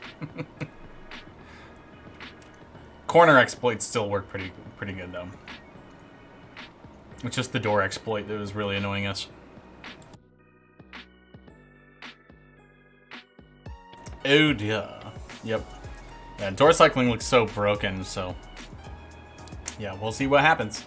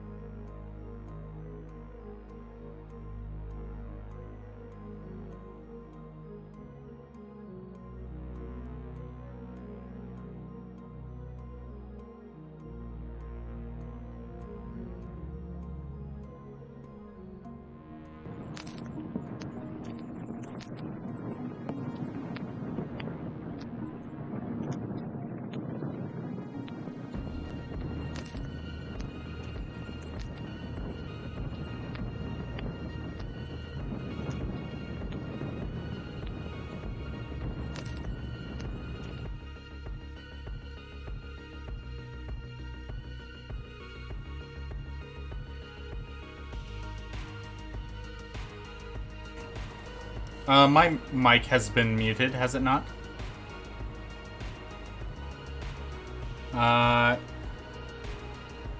Just remembering, what is door cycling? Hey, Pegwin, to answer your question, that's when if you attack a shopkeeper while they're in a doorway, they tend to back up beyond the doorway and then try to come towards you.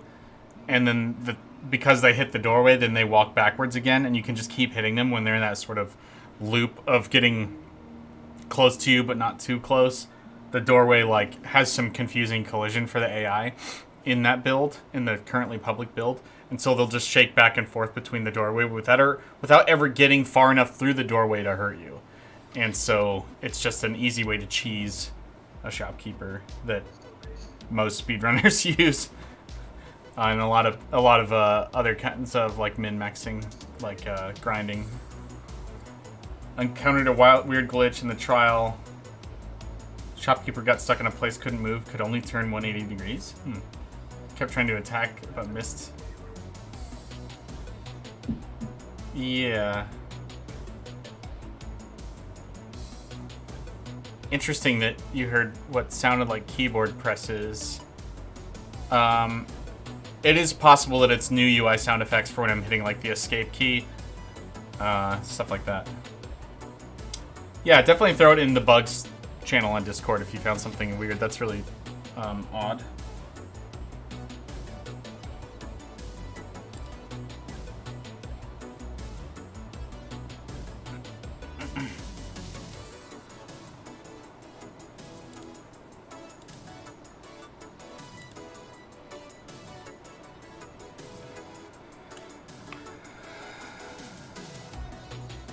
All right, back to work.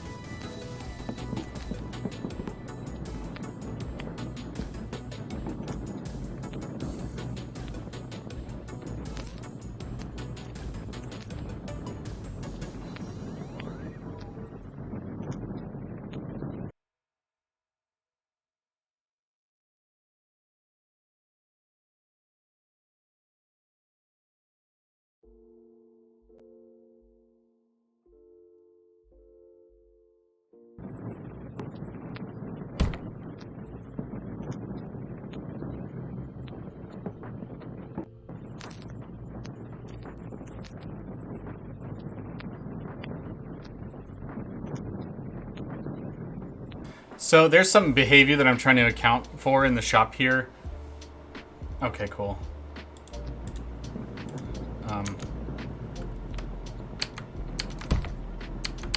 This thump. Yeah, I think before our UI only had one sound effect, and now it has 8. There's some behavior here I'm trying to account for, which is that if you close the shopkeeper window, it'll keep your inventory open. But if you press tab, it'll get rid of it completely. And I don't know if I need to expose that, but I'm just thinking about the implications of that. I think maybe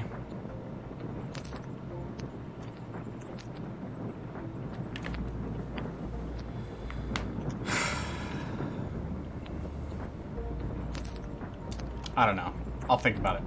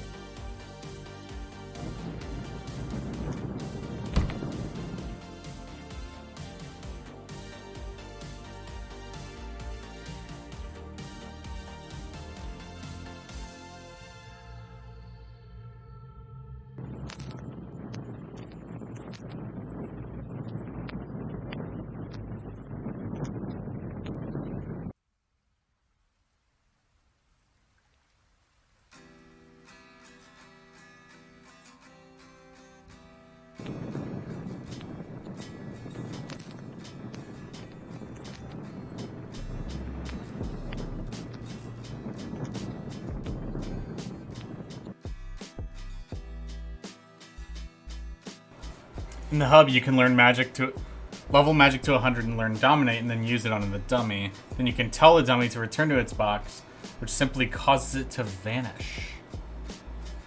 That's really interesting. Oh, you know why it vanishes? Well, no, I had a theory about why it vanishes, but now I don't think it's correct. So, one of the things that I can do in the scripts is make it so that when enemies are killed, they don't drop any items. So that means that I can control a trial and the items that the player can get by turning on that, no drop items script. So the player has to rely on the items that I've deliberately given them and not whatever random thing the enemy might have. And that, I believe, causes tinkered machines to not drop themselves when they get deactivated. But that said, that's the same dummy that you kill to get another item, am I not mistaken? You're talking about in the Trials hub? Yeah. So it doesn't make any sense. Like, you have to have enemies dropping items in that trial in order to do the puzzle that I put in there. So that's really odd that it would not drop itself. I'm not sure why that would be the case. It's possible that since it's a placed enemy, since it's a placed enemy, it may behave differently than a normal dummy bot. That's something I'll have to check with Wall of Justice. It's possible that that tinkered machines, when I place them as a character, they don't turn into items when they get deactivated, because normally they wouldn't be yours, and so there'd almost never be a circumstance where you should be able to command them. So yeah, I think that is an interesting little bug. I mean, it's not one that we're likely to fix unless taking over enemy machines suddenly becomes like an interesting strategy for a secret level or something. But right now, the only time you ever encounter other machines is in the Hall of Trials, so we're not likely to fix that, but it's still very interesting.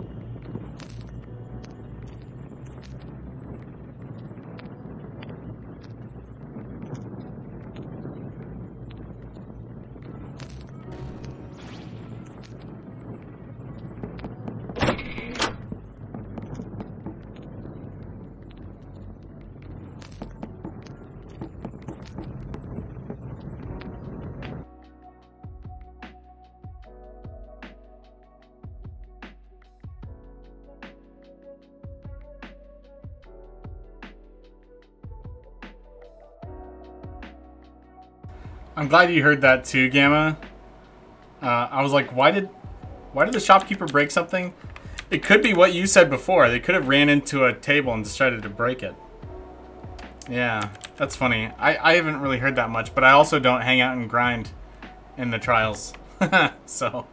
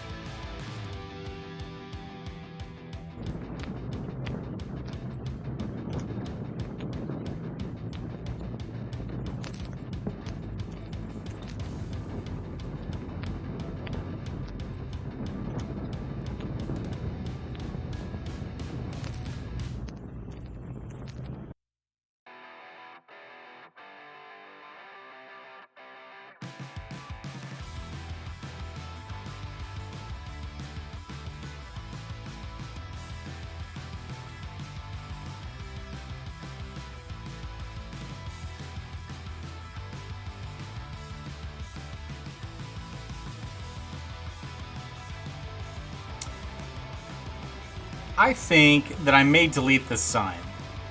It tells you how to find your gold count, and I can do that in the other sign with a video. Because it tells you how to drop gold, and so the video will show you where your gold is already.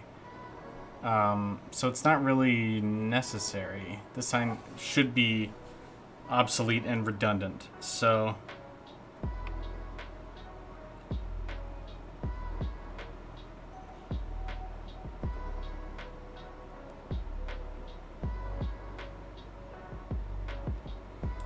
the reason why I'm hesitating to get rid of it is because the player may want to know how much gold they have for reasons other than dropping it, and the subject of this sign is specifically dropping gold.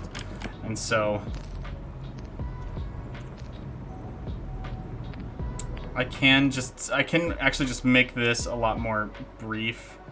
I can say something like, view how much gold you have accumulated in your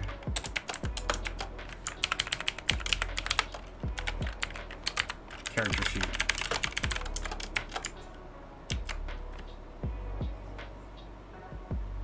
And then I can have a video here showing how to get to that. I think that a nice, concise little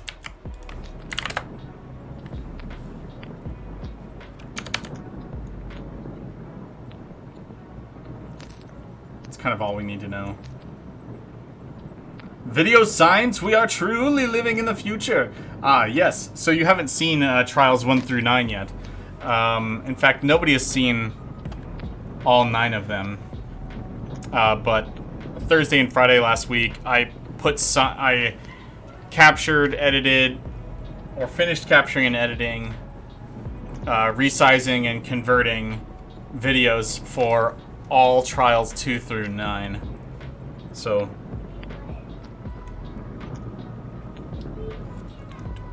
Trial 10 is our last best boy. Yeah, I kind of would like to run through them. Maybe I'll do that at the end of the day when I'm done with Trial 10.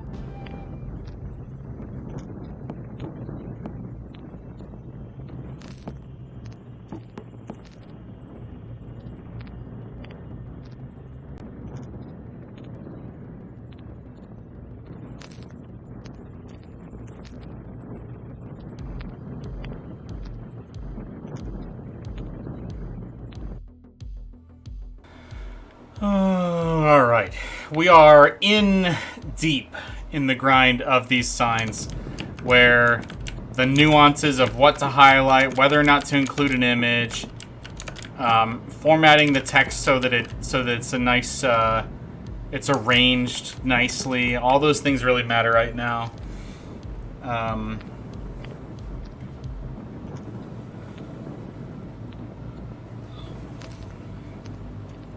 So I come across one like this, and it's just a freaking game tip. And it doesn't need an image. It doesn't particularly need any highlights, but the highlights might help players find the best information from the sign faster.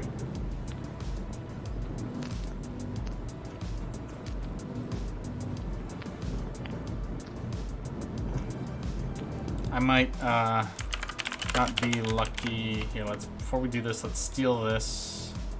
Boom. So I'm gonna create some red text highlights, and I'm gonna have may not be lucky enough as a highlighted red line.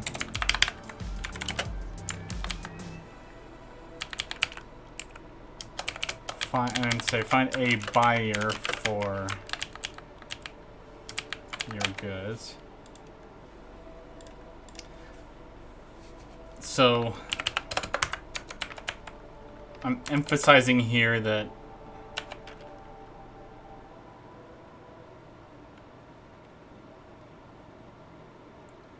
one, two, three, maybe that this is getting to sell stuff is a matter that's exposed to luck.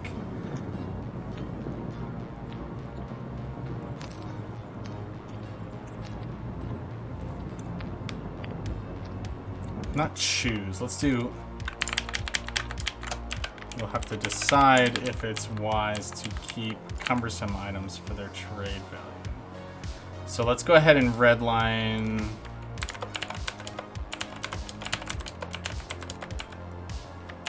Cumbersome items.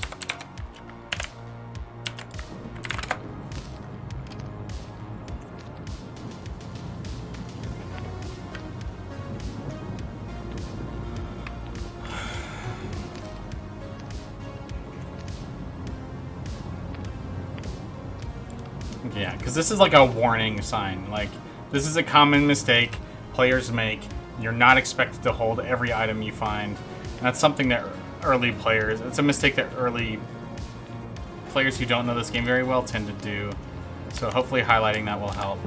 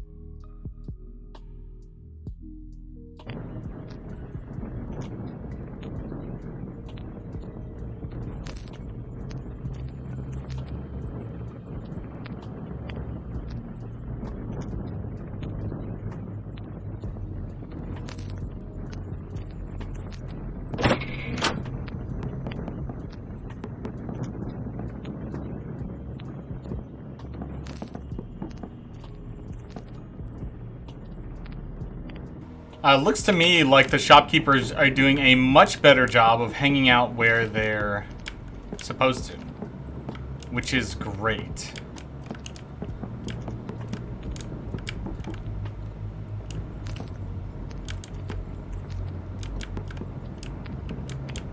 Like, they're doing a really good job of hanging out where I want them.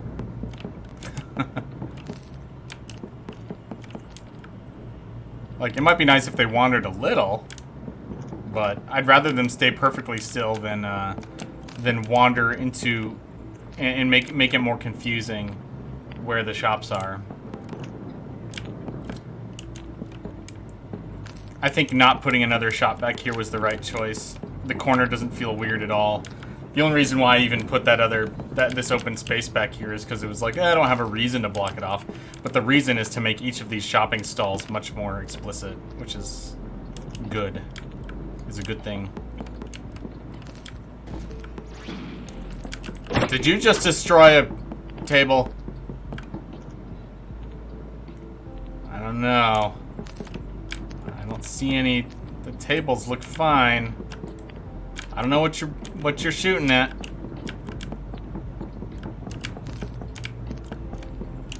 Okay.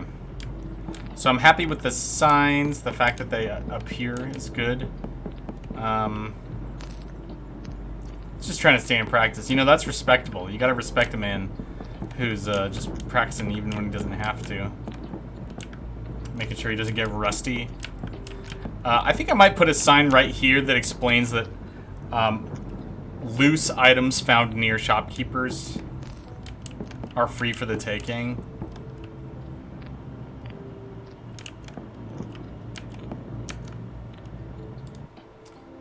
Let's go ahead and add that. We're going to do a south-facing sign like this one. We're going to put it like right there. We're going to call this tutorial V. 10V. And then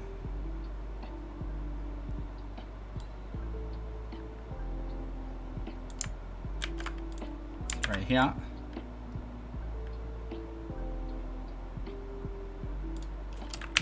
V, and then we'll say something like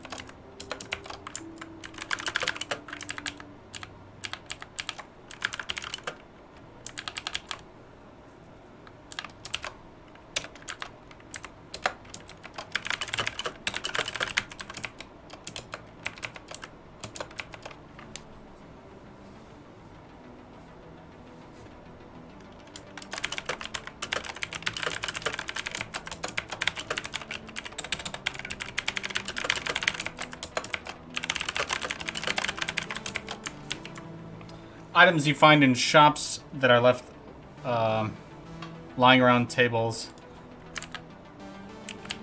that are lying around tables or in chests are yours to take. I don't even need this tables or chests, but I want to specify chests because they'll often show up in game. The only items that matter to shopkeepers are those found in their inventory.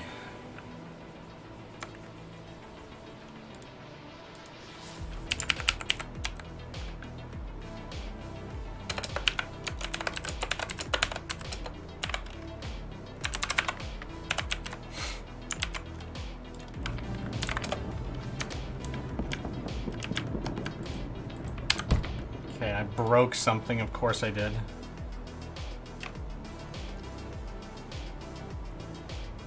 Here we go. Okay. Now the sign won't appear until next time I reload the level, but that's fine. It's more important to me that I just wanted to...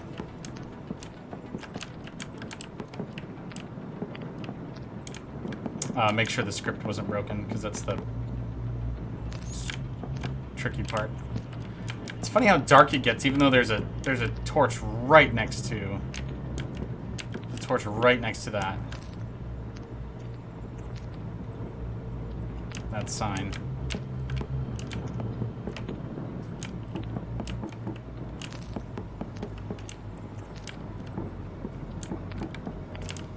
This book one is too far away.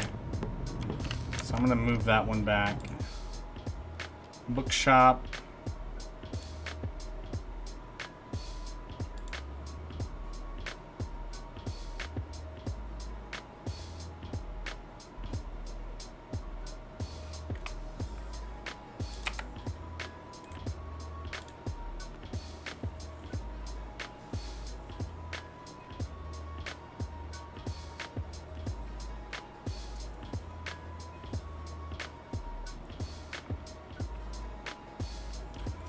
I could add signs for every like item type to just, or playstyle type, and be like, drop hints like armor helps you take less damage, and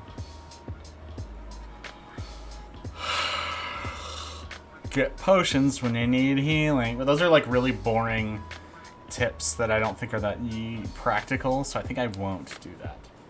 I think it would make me sad to do that. And worse, it will make the players sad. Why don't you move? Why do you want to stand in front of your sign?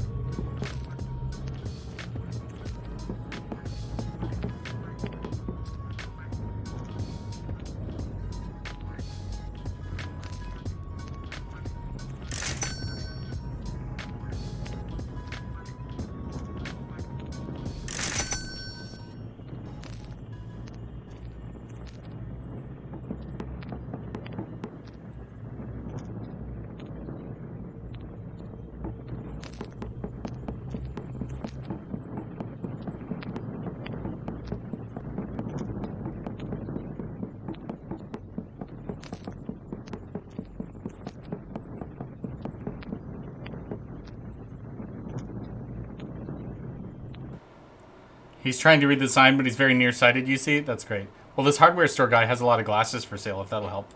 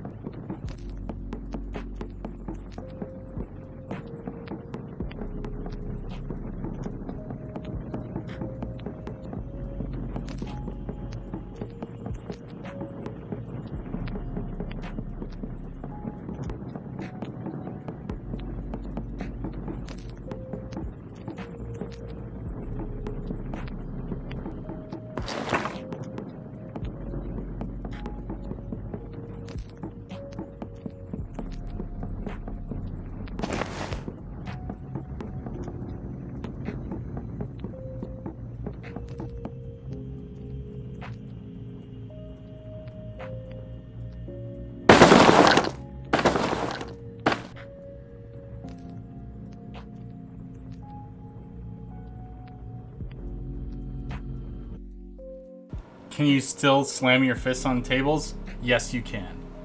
You can. It's a little bit unlikely to happen on gamepad because I think we're making sure that it very much prefers items to pick up or something like that. But yeah, you can't. We haven't removed anything like that.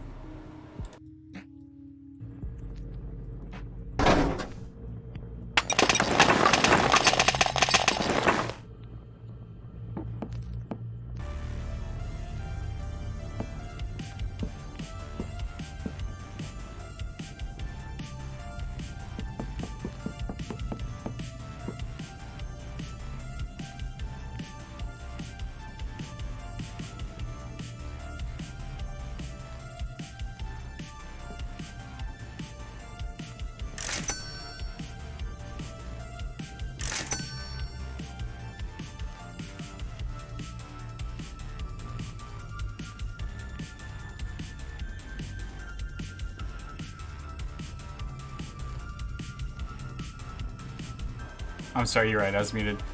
Yeah, I was just saying that I'm gonna try to buy stuff for its tinkering value to me.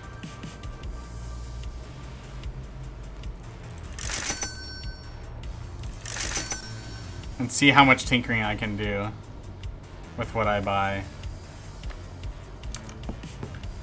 Of course, it's so stinking dark in here.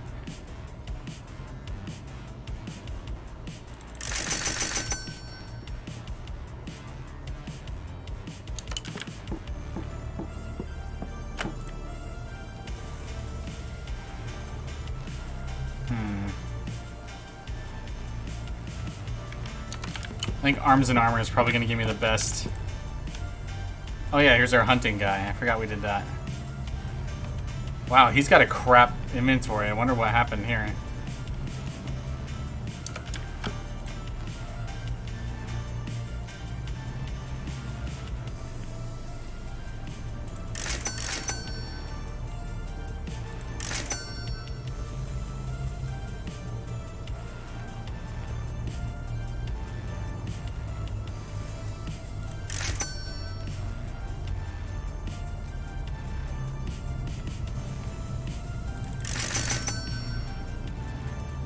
Honestly funny when you try to pick something up off of a table and accidentally slam your fist in furious rage. It is funny, I agree with that. Okay, to save scrap, I'm gonna use one of these scrolls of repair on my tinkering kit. Oh, it doesn't count, does it? I can't. That's too bad. And I've already consumed the scroll. So maybe I'll gosh. That's like a bug. I'm gonna file that as a bug.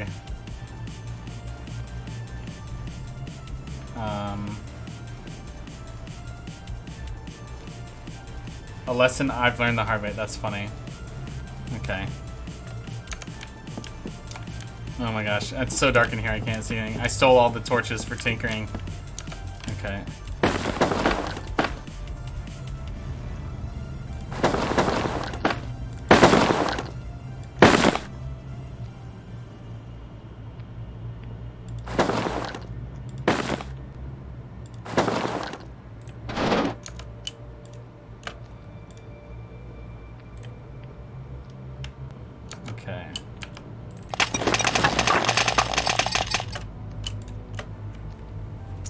Boy, that's not that much that it gave me. I can't even afford it. Like, oh, my skill is too low? I definitely need to increase the tinkering skill for this trial. Because it's just, you just can't do it. You just can't. Oh, gosh. Really hard to use in this trial. Yeah, I need to, like, totally increase it to, like, 60 or something. I mean, all I can build is bear traps, and I'm only going to get 3. Yeah, that's a pretty rough lesson to learn. What I can do is build some dummy bots. And need to do some dumb things to do it. Well, prepare to watch me try to do some real dumb things. I built 3 dummy bots.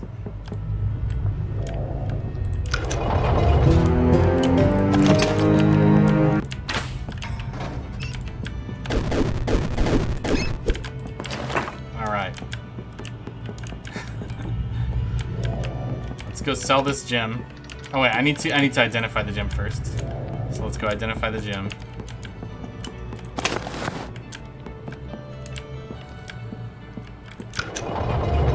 Why does the skeleton have a helmet? Oh, right, because he's the tough skeleton.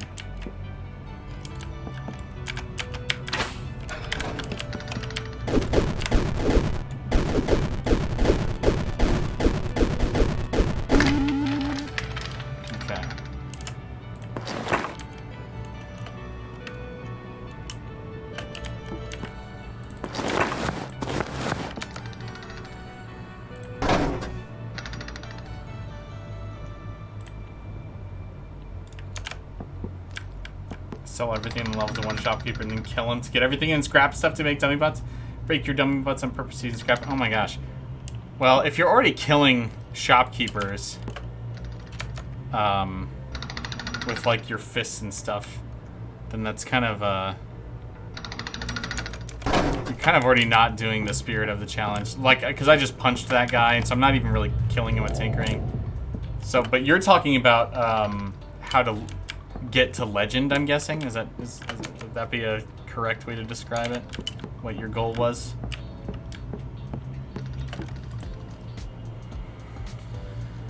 Okay.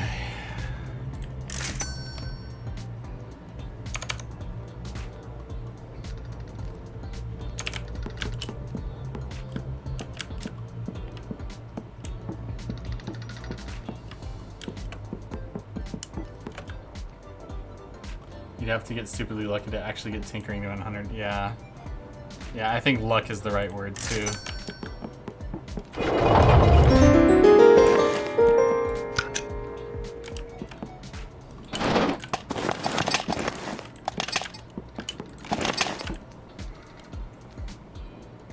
Of course, I have...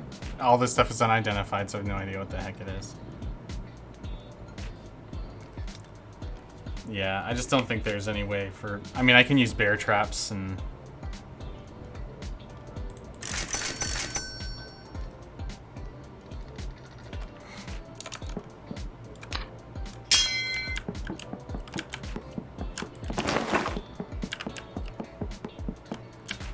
bear traps are probably cheaper for me to buy than tinker.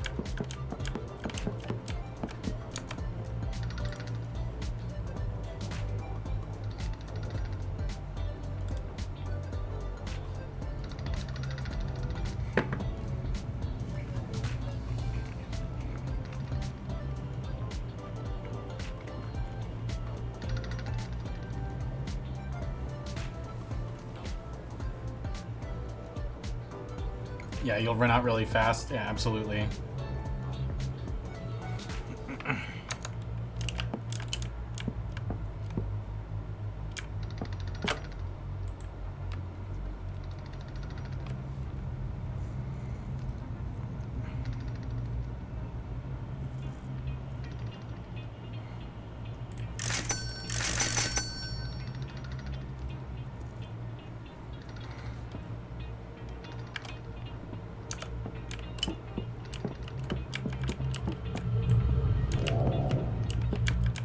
Alright, so I left this dummy bot alive so that he would repair himself. Same with this one.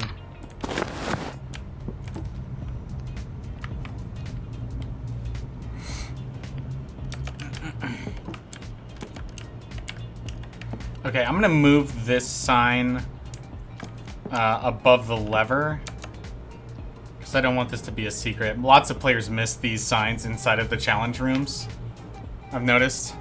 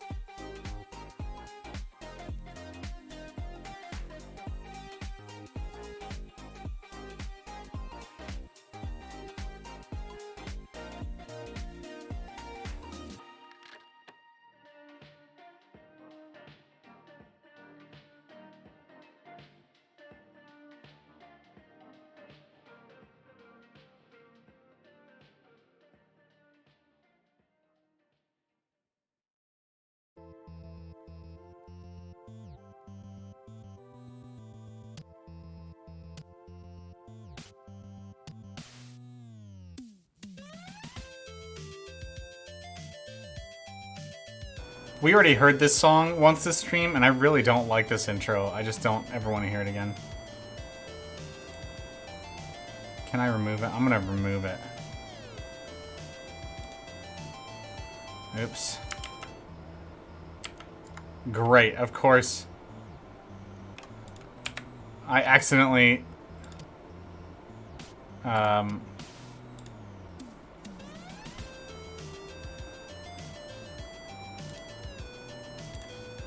this one dang song. I'm just gonna skip it for now. Alright, goodness sakes.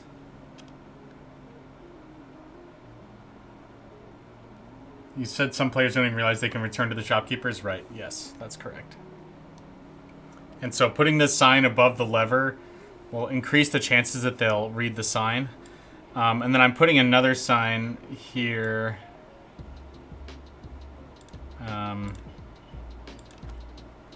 Right here. With the W as its script. I'm going to talk about the next challenge being against a ranged and melee attacker simultaneously.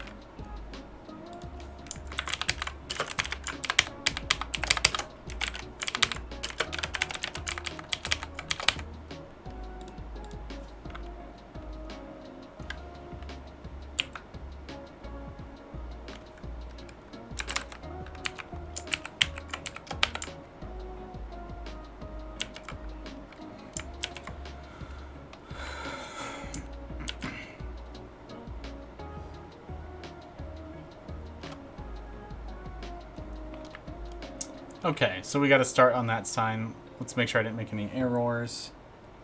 Oh, already, right away. Boom.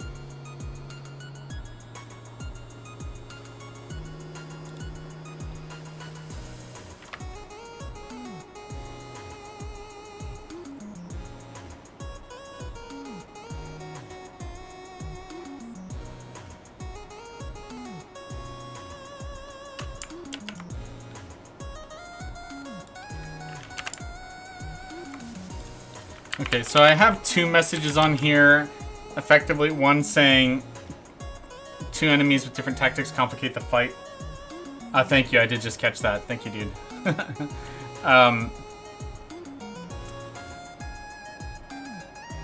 All adventurers must be ready to face ranged attackers, where I'm like being very specific about the fact that one of them is ranged. I don't think that's too much for a sign.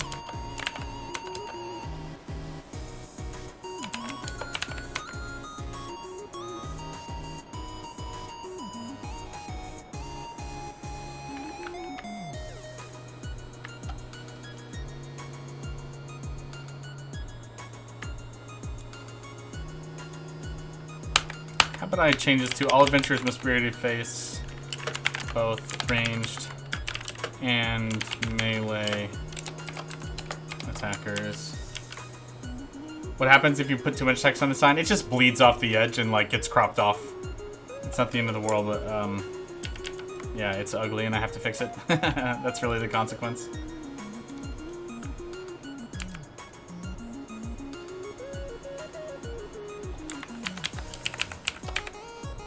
One, two, three, four, five, six, 7. Okay, 7 is where I want to do a highlight. 5, 6, 7. So I'm being very explicit that you're going to fight ranged and melee guys here.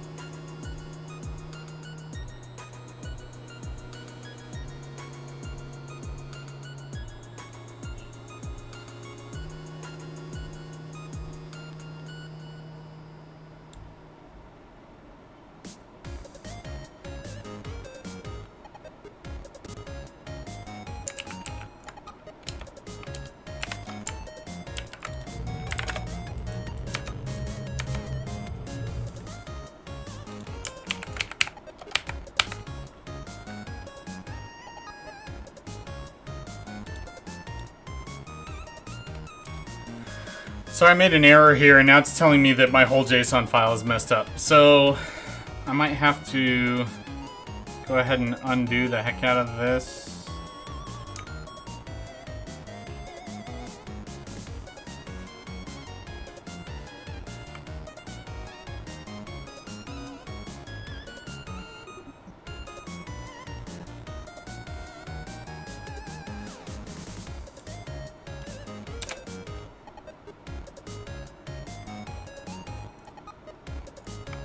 Zero, 1, 2. What's the problem?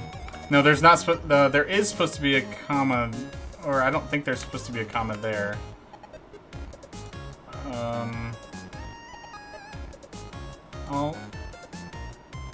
I'll check. Let's see. This one right here might be the problem, actually. Is that the problem? Yeah, like if we look at the previous ones, it's supposed to, the last one in the list isn't supposed to have a comma.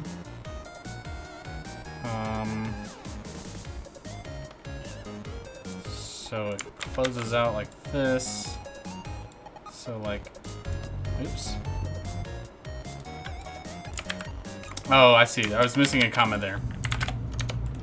Okay. Yeah, it was this one right here that I was missing. Which is weird. I don't know how I missed that one. I thought I copy-pasted that bad boy. But what are you gonna do? What you gonna do? Incidentally, though, I did have this one was missing a comma. So it probably would have crashed when I loaded that new sign in. Okay, now it looks like all my code is clean. Or my script. Rascally little commas, dude, I tell you. It's my bane of my existence as a game designer. It's why I'm not a programmer. Is like that level of detail is just a little too much for me.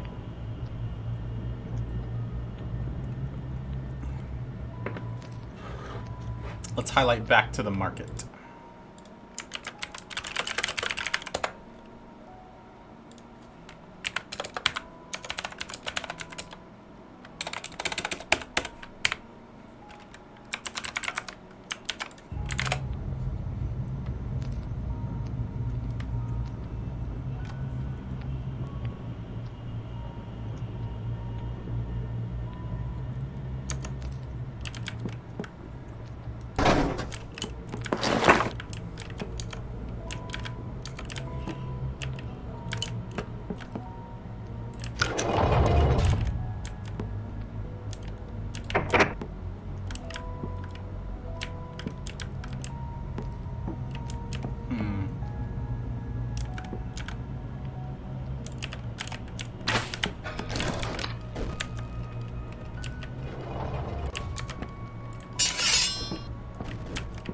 What happened?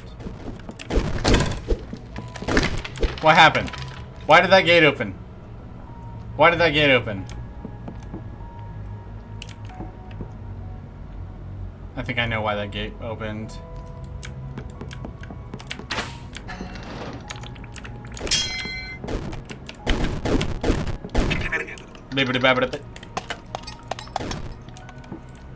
Here.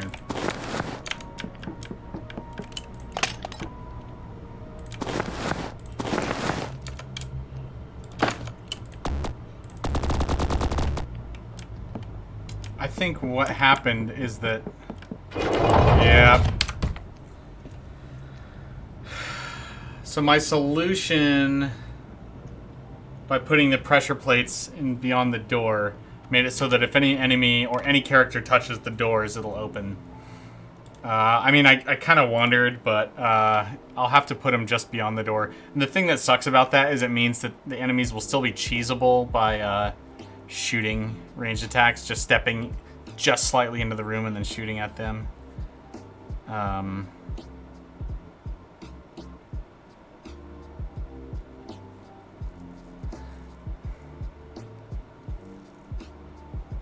mean, I could make it... No, that won't work.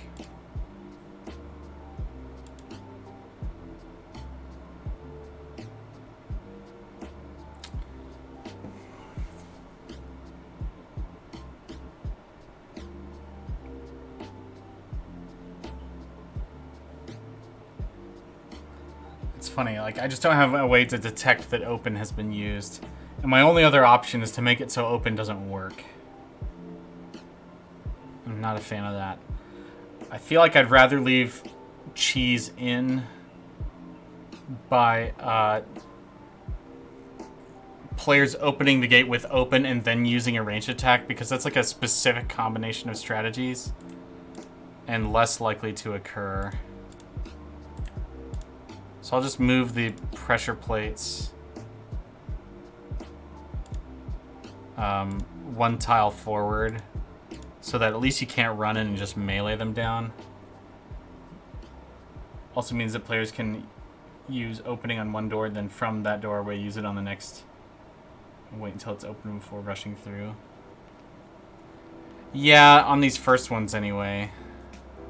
This one, you probably can't. This one, you probably can't.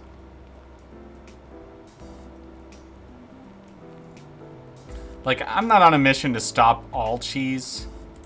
Like, it's not that big a deal. And a lot of these things are really only useful if you're, you know, speed running anyway. And it's like, it's okay if people discover it at that point. It's just the dang open spell allows this.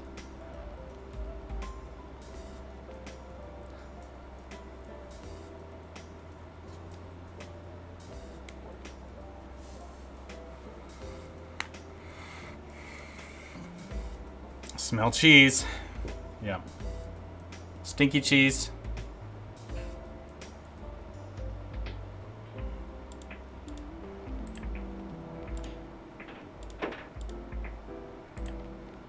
Okay, well, I'm glad we caught that. The other thought that I had is that, like, I could make it so the pressure plate activates a script, but the pressure plate will always activate a door no matter what. It has no choice, so yeah. I mean, I could have it so that when you kill an enemy, the gate automatically opens. It'd be a lot more scripting in this level. So that the only way to get the gates to open is to kill the enemy, and then that script wakes up the next room.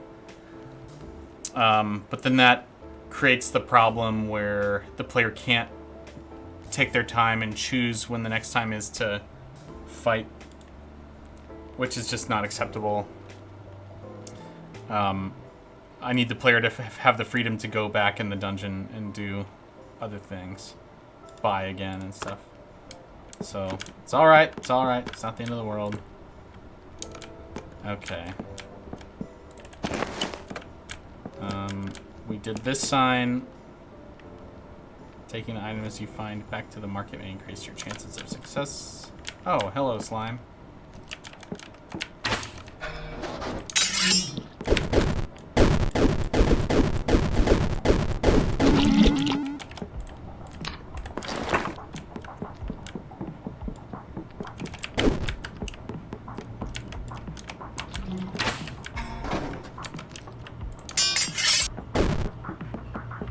Really? You're just gonna ignore my dummy bot?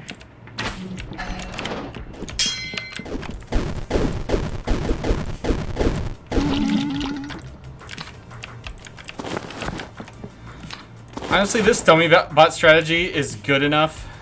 That I'm not really, like, upset that tinkering is this week, but there's no reason to not let players build sentry bots too.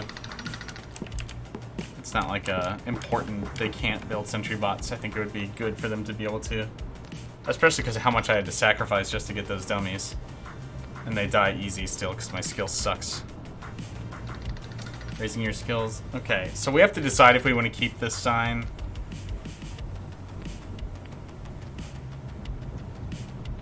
Because it's redundant to the new signs in the Hollow Trials hub.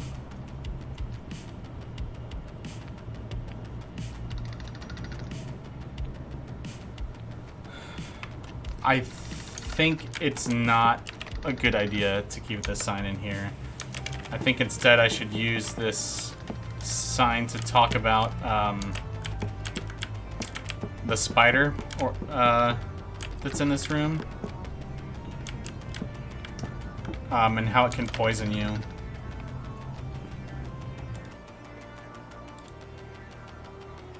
Yeah, I think I'll do that. Okay, so this needs to be on this wall, which means it has to change direction. It needs to face east.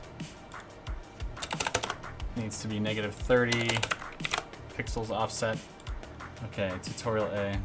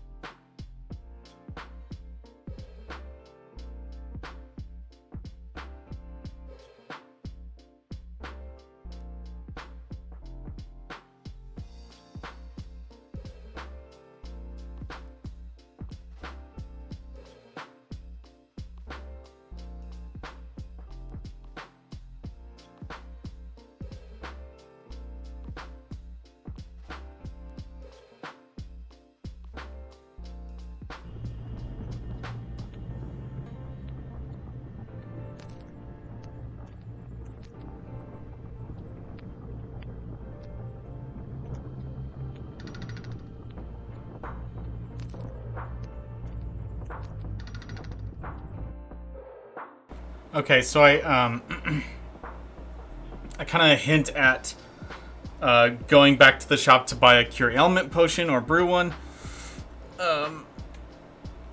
or encourage the use of ranged or blocking attack strategies to deal with the spider, aka crab.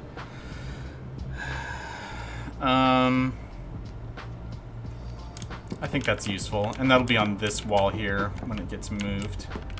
I think it's one of the reasons why players missed the signs in these rooms is because they're on the side walls instead of the one straight ahead, and when they're in these rooms initially, they're too busy fighting to care about the enemies.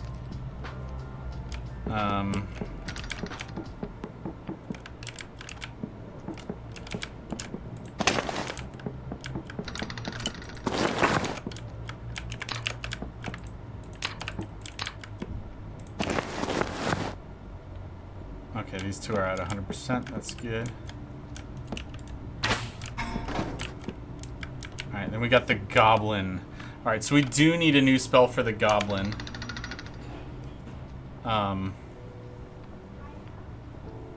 You know, I thought about making him a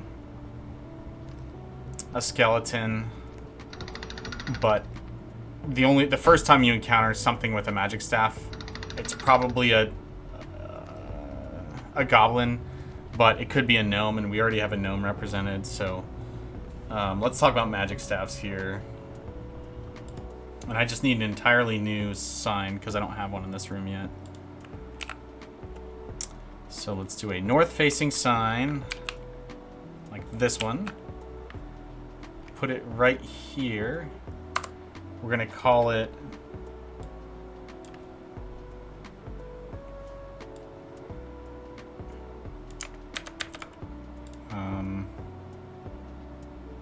WX. We're gonna call it X.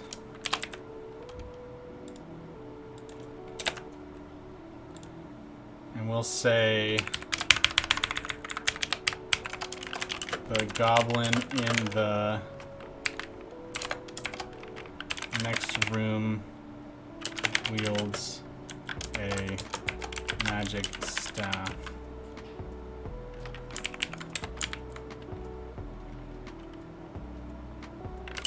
Which can slow and greatly damage you.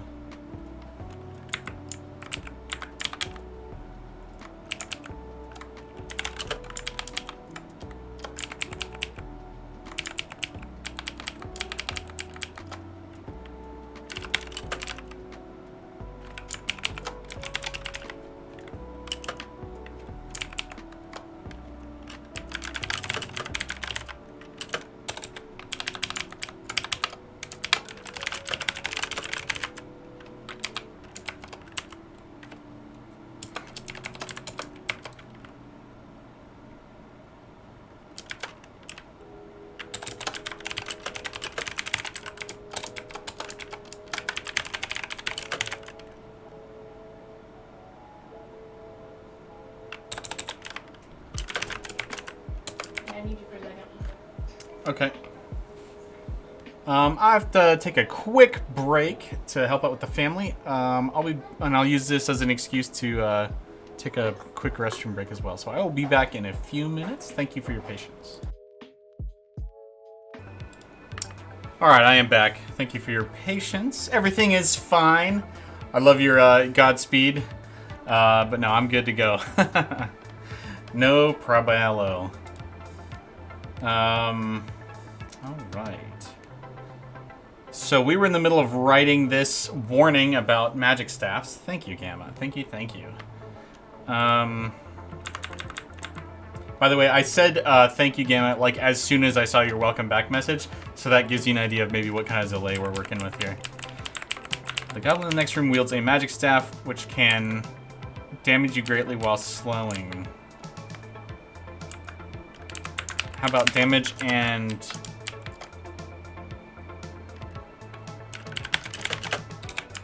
which can damage and slow you greatly.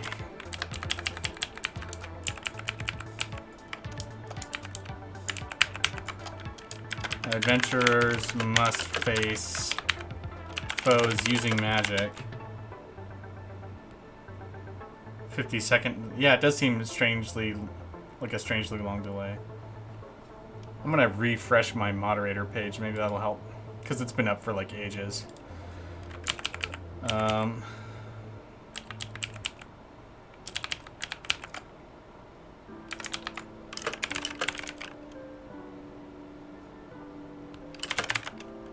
Adventurers must fit. That rascally goblin must have zapped your stream with his magic staff. That's pretty silly. Adventurers must face magic from foes. May use items to resist or reduce the effects of magic, or tactics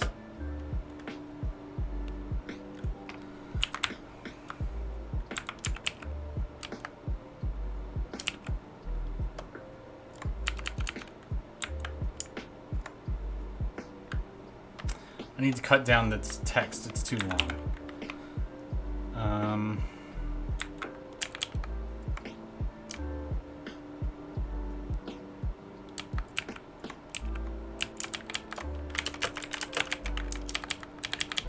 The next foe wields a magic staff. There, we really trimmed that one down. The next foe wields a magic staff which can damage and slow you.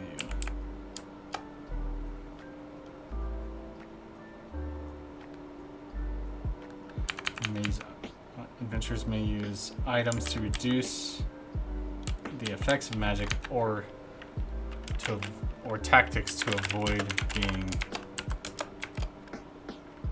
struck by it. Struck with it.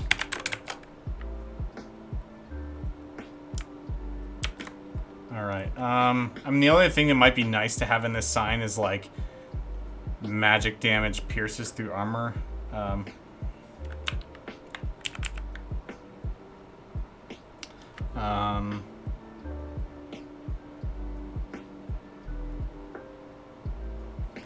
I could add bypassing armor or bypassing AC. So slow you and damage you greatly bypassing AC. We do talk about AC specifically.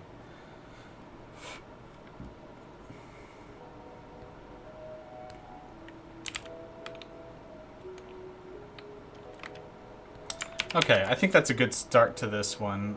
Let's get rid of all this highlighting, because we want to replace it with new highlighting. Let's get some red font.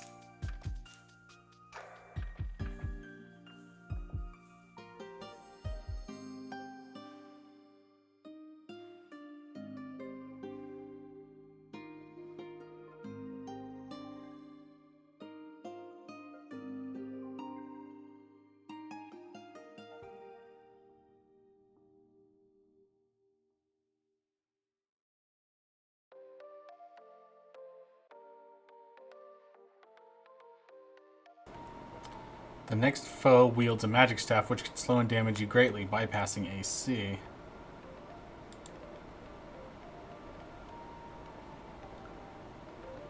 Adventurers use items to reduce magic effects or tactics to... Like, how... items...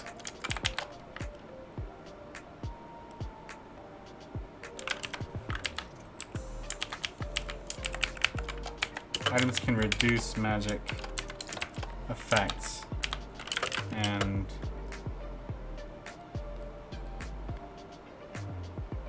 tactics prevent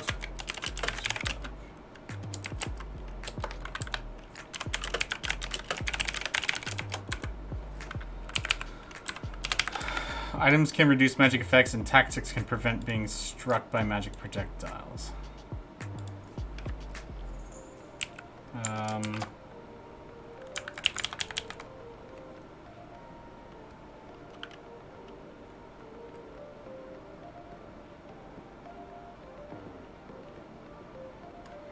feel like tactics is too broad of a way to describe this. Items can reduce magic effects and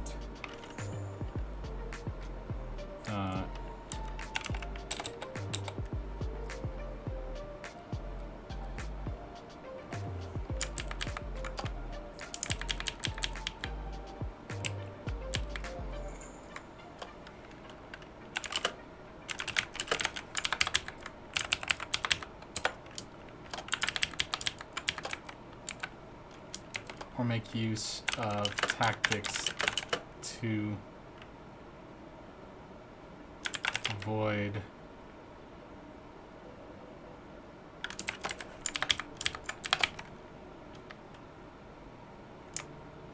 that sounds a little more like real advice. Items can reduce magic effects or make use of tactics to avoid magic projectiles. Okay. That's something. Alright.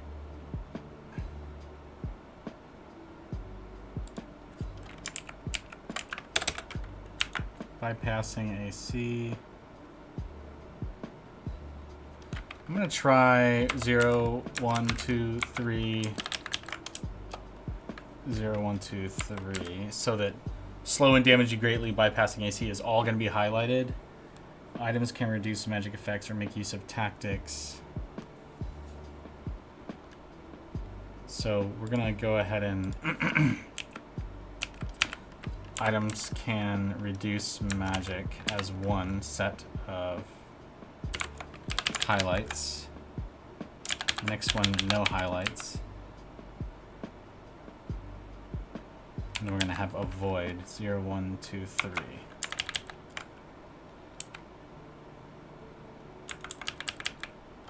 Avoid magic projectiles. Let's try that.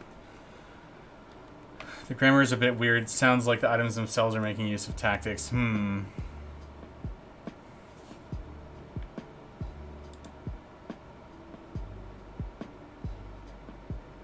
I hear what you're saying. I could just make it a new sentence.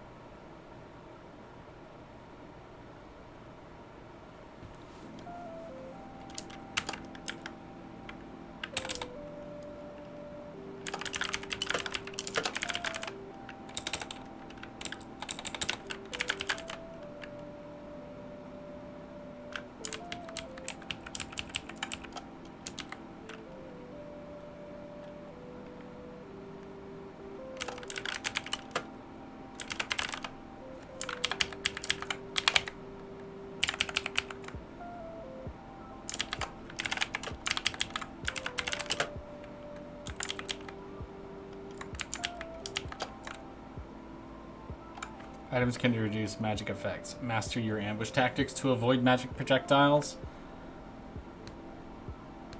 That might be to make use of ambush tactics to avoid magic projectiles.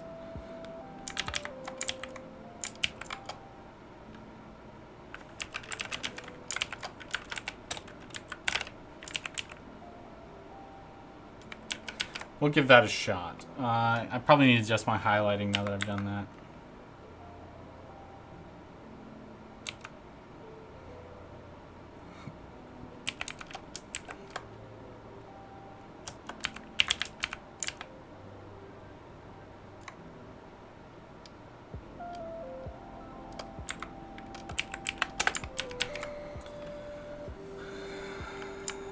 Okay, comma, chameleon. I got a lot of commas in there. I got a lot of commas. Got a comma.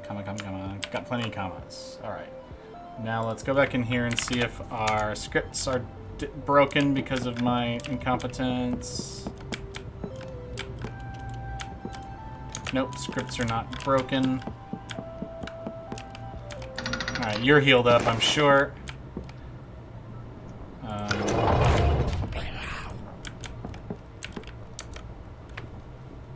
Alright, so I've got some tactics I can use. I can lure him towards this. Let's do bow on this, spear on that.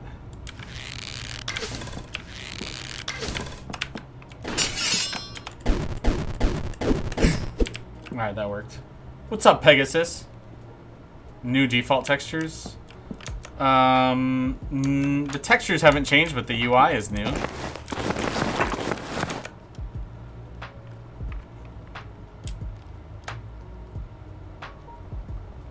This is what the game currently looks like in the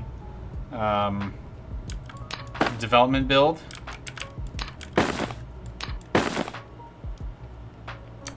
Yeah, that goblin definitely got dumpstered. Just 2 bow attacks, and then my bear trap was more than enough for me to handle with my really crappy kit. It's good to know that you can have a crappy kit in this updated trial and still do just fine. I could repair the worn iron spear, or what's my money looking like? 1679. He was wearing a cursed wizard hat. He was extra dumb that day. Okay, I've eaten all the torches, which is why I suck. Haven't done any dev on it since the GitHub started requiring public-private key pairs on their commits. Oh, I see. We'll go sell this. It's good to see you, Pegasus. So yeah, we're really far along. We're pretty dang close to being done. And this is the last trial that needs to be updated. And I'm game testing while I'm updating signs, because I'm also making all of the trials a little bit easier and more informative, a little easier to understand, so that they serve their desired purpose, which is, you know, to teach the player. So, this dirtbag hunter has no extra ammo for me. What a scumbag. I've got quite a bit of scrap, but I don't think that I can... Yeah, I'm not going to be able to build enough of anything to level up my tinkering skill, I don't think. Nothing to repair.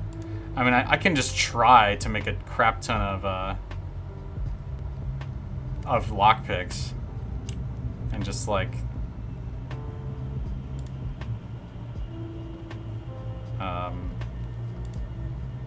let's see if that'll help me. Looks great. Well, thank you.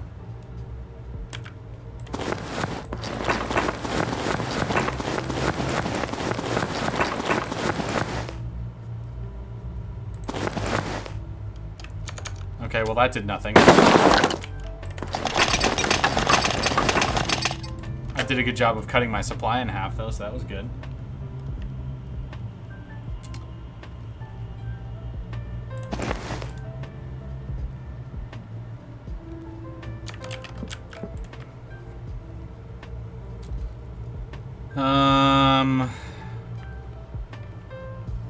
I think I might just buy a bunch of junk so that I can make more bear traps.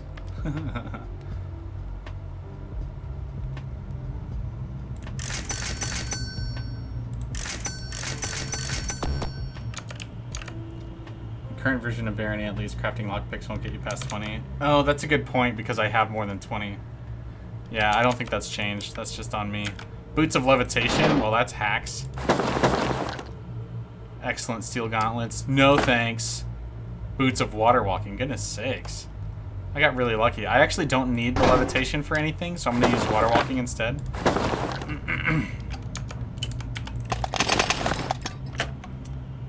That's funny. I have quite a bit of scrap now. Hardware store. Don't need what you're... Actually, I could... Nah.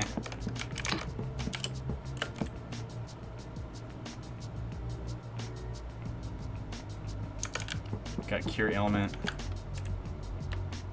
Yeah, no ammo from the hardware guy either. Well, I'm out of money, so let's just craft some bear traps. And now I can just bear trap to victory. Girlfriend was just complaining about the lack of anime attributes on the player character model. I told her I can technically replace the model loader and load any 3D character model she wants if she really wants. That's really funny. Yeah, I mean, I'm not a big anime guy, so like, to you and your girlfriend's chagrin, I can promise I will never make the characters look more anime. That said, an arbitrary way to add different kinds of models to the game, in theory, could really change the potential of the modding community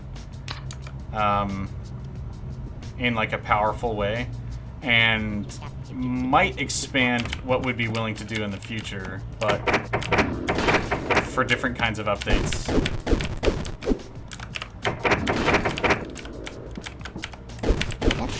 Out.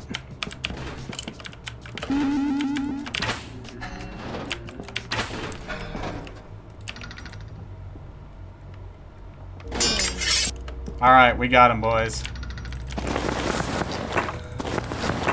Not gonna add jiggle physics, that's really funny. Yeah, I mean, honestly, the biggest thing that that Barony's engine is missing is a way to load in, you know, skeletal animation. And what that means is that, like, all of the animation still has to be done in code. And so if we added FBXs, then in theory I could add any model of any kind, but also use skeletal animation. Now our next engine has all of that. Adventurers of all classes will need to be resourceful with items. Smart shopping may be the difference between being prepared and being dead. Okay, so I think we may need one last sign here. Or, no, because the player can step in here in the dark and not get seen right away, I don't think we need a sign to warn them about this next room. I hear you say next engine, does that imply Barony 2? It actually doesn't. We're not quite decided on what our next project was going to be. We were working on a game for a while that was another sci-fi, sorry, another co-op immersive sim type game, but it was a deep space sci-fi game where you're on spaceships, kind of like Void Bastards or something like that.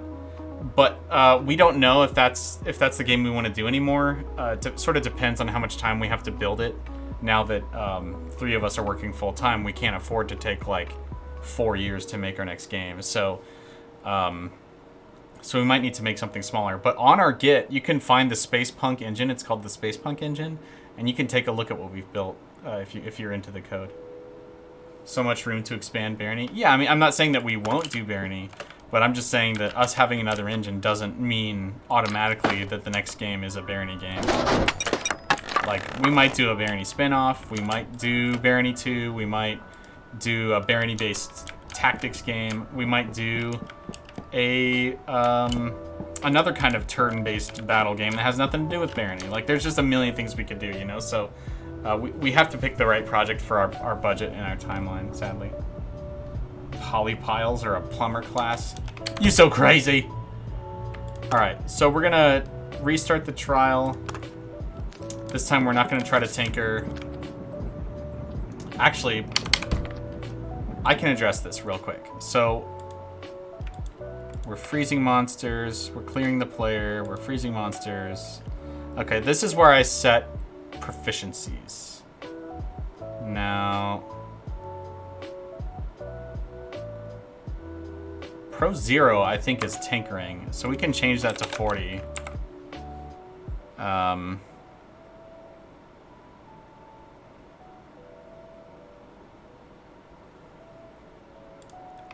And that would... So much to do, so precious little time. Yeah, trust me, if like Sheridan and I could do anything we want to, we would probably want to make a big space epic, and it would take like a year just to prototype the design ideas we have before we even begin production. But it's like, we don't think that we have time to do that with the money we have. Okay, so I've increased tinkering to 40, stealth is 30. Is there anything else that needs a stealth bonus or a level bonus? I personally don't think so. I mean, I could increase the magic skill so that you can learn more spells. I won't complain if you make a killer space game. Well, I am deeply inspired by System Shock 2. Besides Barony, there really aren't any immersive sims with co-op. And yes, Barony's a roguelike, but in a lot of ways it's also an immersive sim because it's a first-person game that's dependent on a lot of systems. Like, I think if you took any true roguelike with roguelike RPG mechanics and made it first-person and in real time, I think it would automatically be an immersive sim. And if you're not familiar with the term immersive sim, that's games like Deus Ex and System Shock 2 and Prey, where it's a really systems-driven approach to problem solving. And so anyway, a game that's like Barony and that it's like an immersive sim is something that we've wanted to do, but we know that those kinds of games just are very expensive to make. They take a lot of time, and we're an extremely small team, so 3D NetHack Lite straight up. Yeah, I mean it's definitely a roguelike. Absolutely.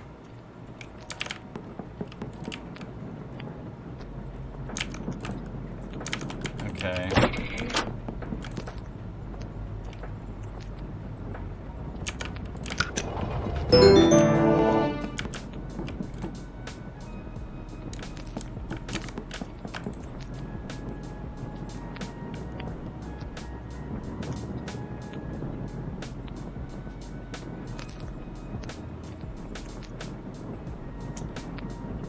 I don't like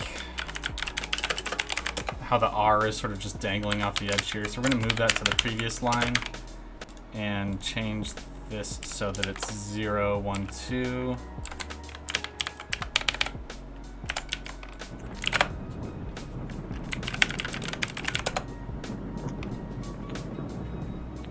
You guys did to NetHack what id Software did to Castle Wolfenstein. That's a fun way to put it.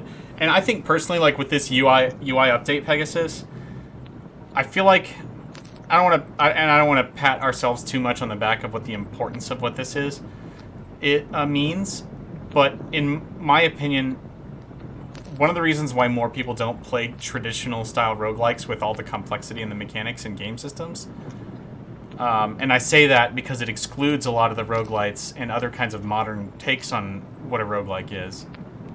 The reason why people don't play this more complicated games is because it's hard to even just figure out what you can do with things, let alone making a good strategic decision once you have that knowledge.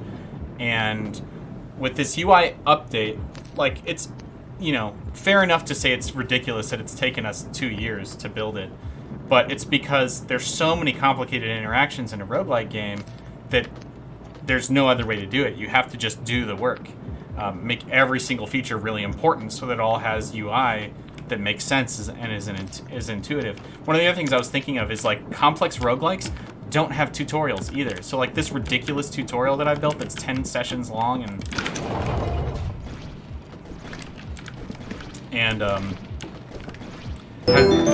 has 10 distinct lessons and still doesn't teach everything in the game is like unprecedented. Like, I've never seen anything like it in a roguelike. And it, like, when I started building it, I wasn't setting out to do that. I was just thinking, what is a good tutorial for this game? And this is what I came up with. And so what I'm hoping is that people who never knew they loved roguelikes will play Barony with this UI update and the Hall of Trials update and find, oh, I actually really like this kind of game. I really want something this complex. In a way that maybe they could never enjoy otherwise.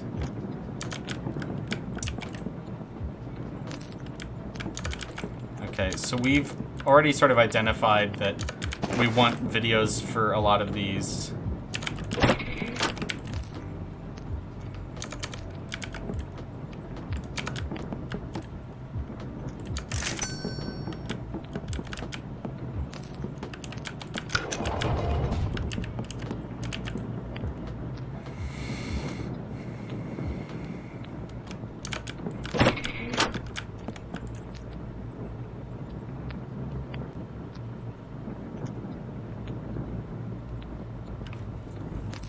That's why I want polypiles. It's complexity that you don't need and you probably won't think of, but once you figure it out, it changes the entire concept of what's possible in the game. That's cool. That's really cool. I understand what you mean, Pegasus. Okay, so that's new sign works. That's good. Oh, that's funny, because I did retry, all the same item seeds are here. And so I can identify and sell these things.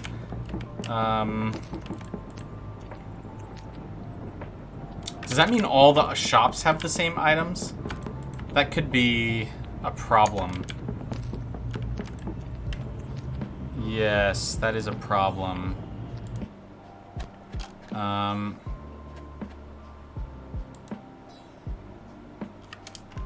Using retry in a trial causes the seed to be the same every time. This is only a real problem in trial 10 since it relies on shopkeeper inventories.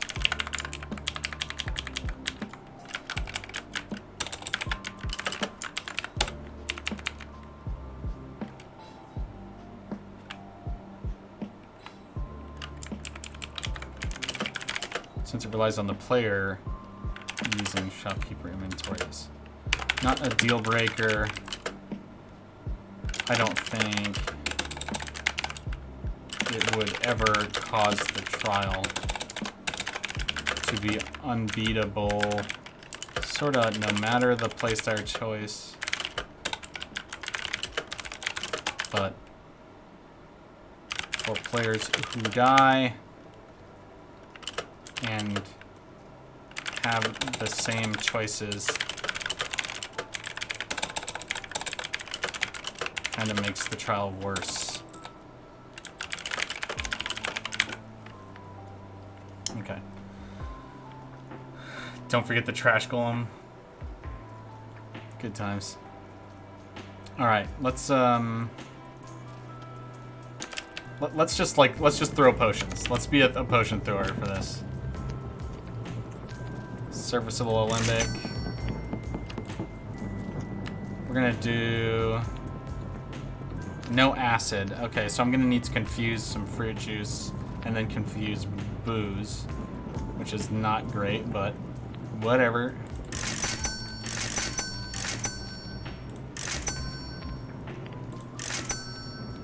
Drunken pipe bomb.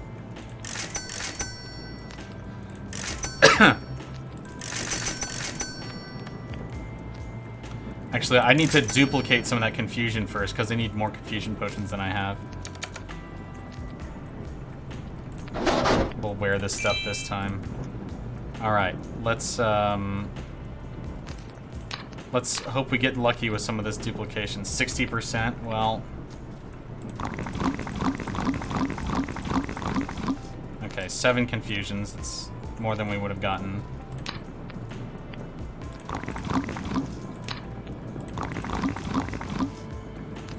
I made a mistake. Now I only have 2 acids left. that's not gonna work. Arrgh. Yeah, I made a mistake by making too many confused boozes. I would have been able to get maybe 2 more acids out of this. Or at least 1 more. But that's okay. What is... Blindness and booze is strength. Cure ailment and booze is speed. So let's do... And then this. Oops. Okay, so we have this. 1 lightning. And then... Let's just do another lightning. Simplify things.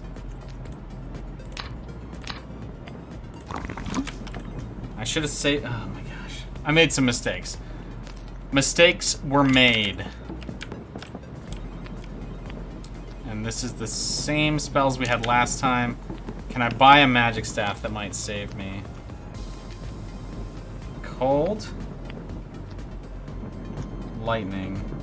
I think the lightning will do more damage, but the cold is cheaper. I think I need the damage. No, I want to buy a melee weapon so I can kill a rat. And maybe some, skeletons.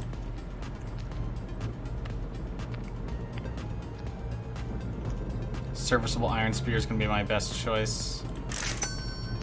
And I'm out of money. That's okay, I'll get more money soon. Let's get it, boys.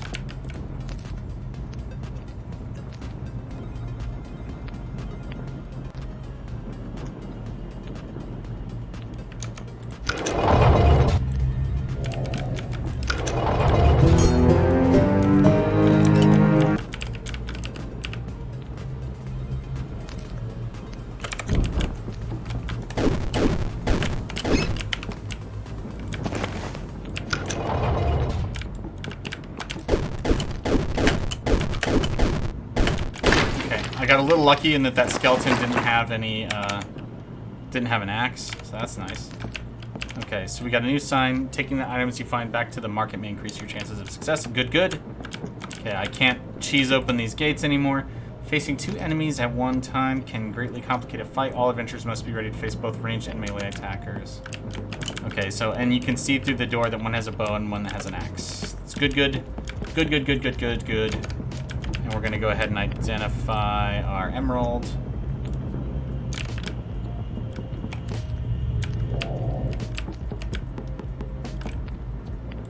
Sell some cursed items. So many bottles, so little time. Yeah, I can't even really make use of any of these bottles.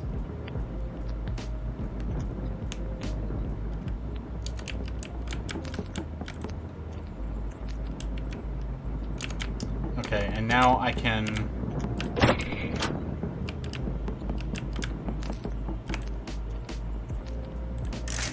get a ton more money.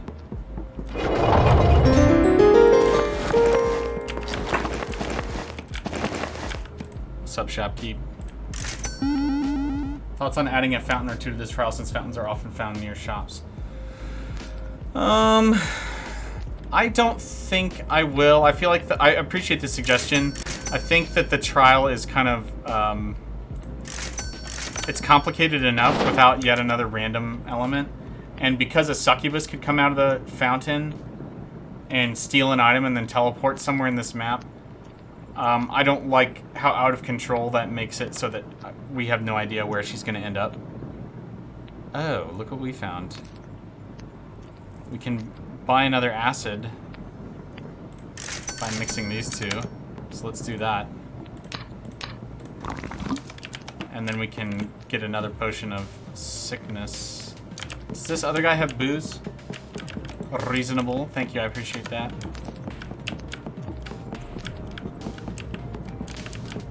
I hadn't thought of that, by the way. I didn't. It's not like I had thought about it before and decided against it. I literally hadn't thought about it. So, again, I appreciate it.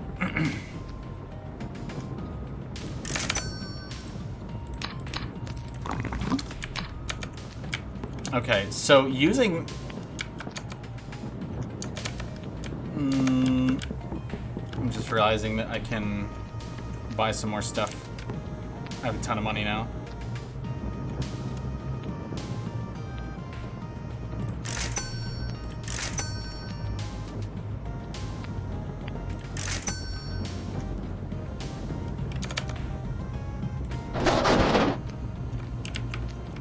The guy has speed, right? Yeah, he does.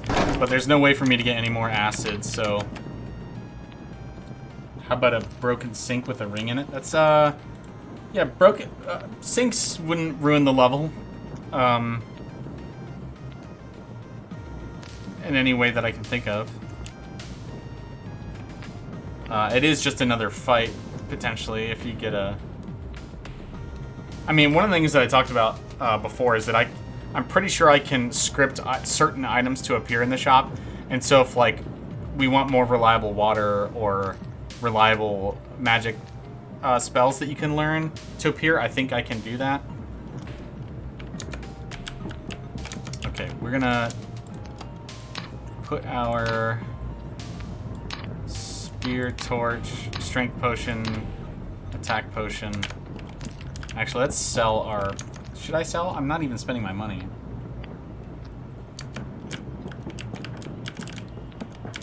What can I spend my money on that matters? Can I get gloves? I already have gloves. I don't have a torso, but he's not selling one.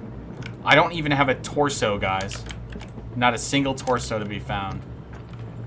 I could get a bow and arrow.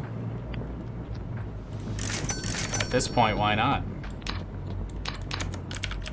Weapons could be especially useful after you add the plumber class! How dare you? How dare you say this to me?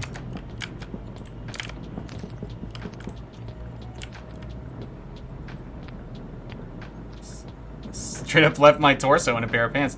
I did.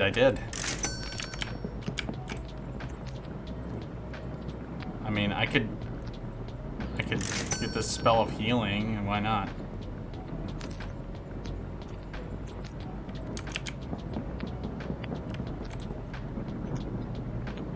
Oh, now I'm out of money. Okay. Can I... Okay, I'm out of money. Mostly because of this dang healing book, huh? Let's put this here. Yeah. Okay. I'm decently equipped. This will go fine. Potions of polymorph sell for a lot. Oh, good point. Good point. Because I said I'm not using them.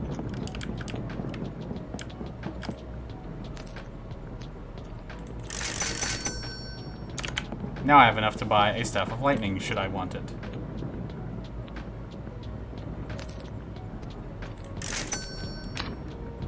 Beautiful. Okay. I mean, now I'm just extremely well-rounded. I have like one of everything.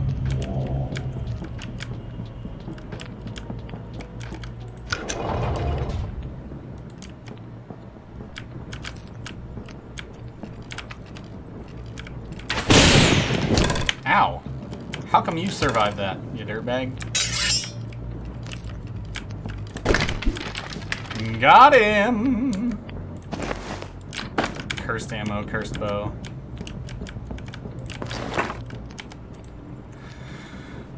And the next room is capable of poisoning you with its attacks. Some adventurers keep cures on hand, others simply tough it out and avoid taking hits. Okay.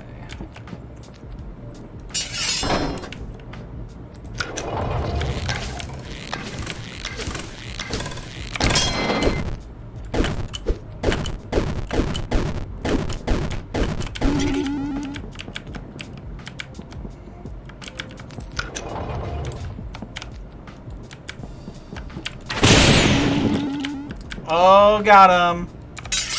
That's what I was hoping for.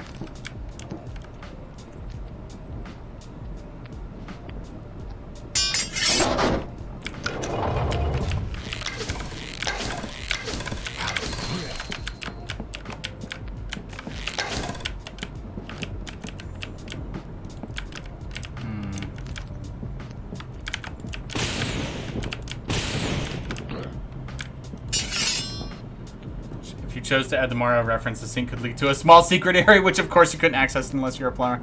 Gosh darn it, Pegasus. How dare you say this to me on my stream? Okay, we got cursed garbage. I mean, I've just been having fun in this trial. Oh, I didn't even look at this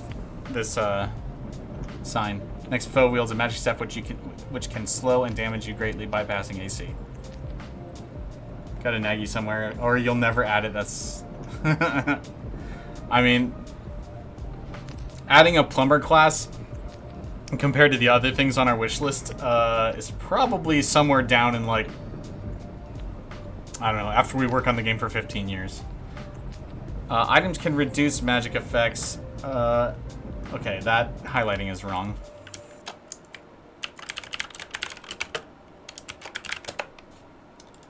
Okay, so we need one less of these.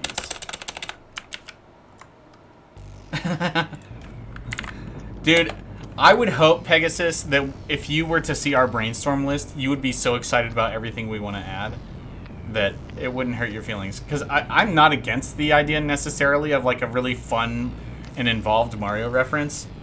But, like, that'd be so much work for such a small payoff, you know what I mean? Items can reduce magic effects is highlighted. Make use of ambush tactics. Maybe I should highlight ambush tactics instead of magic projectiles. Like so. Yeah, I like that. I like that. Okay.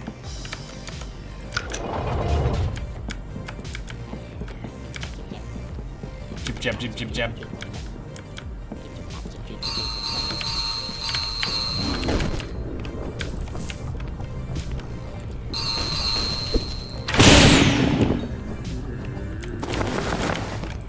Alright, well that was a ton of fun.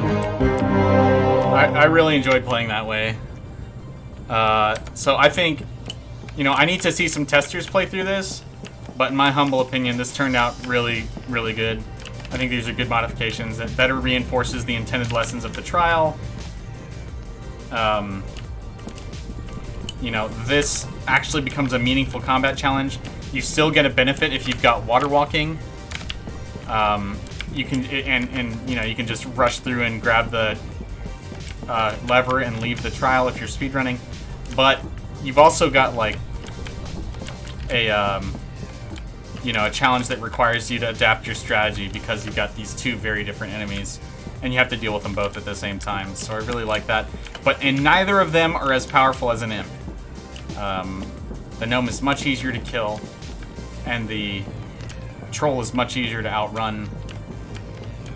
So it's still a hard end. And they're also all enemies that you can encounter in the mines, except the one dang goblin with a magic staff. Which is how you solve it. Yeah, I would definitely solve it that way too, dude. During the tutorial, it would just lead to a small secret area.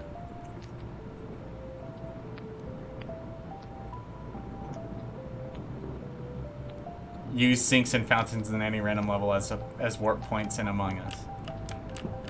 Yeah, I mean, you have a special item or whatever, and you click on the sink with it. Okay. Well, I am satisfied with the signs.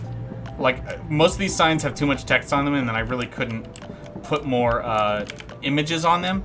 But some of them will benefit from videos, and so I'll just let the video do the talking. Instead of, like, showing a picture of a spider, I can do a video of the poison effect, something like that. Yeah, I mean, what am I going to do here? Show a picture of a shopkeeper? I'm going to guess you could do that. I mean, let's do that. Chances of success. So we'll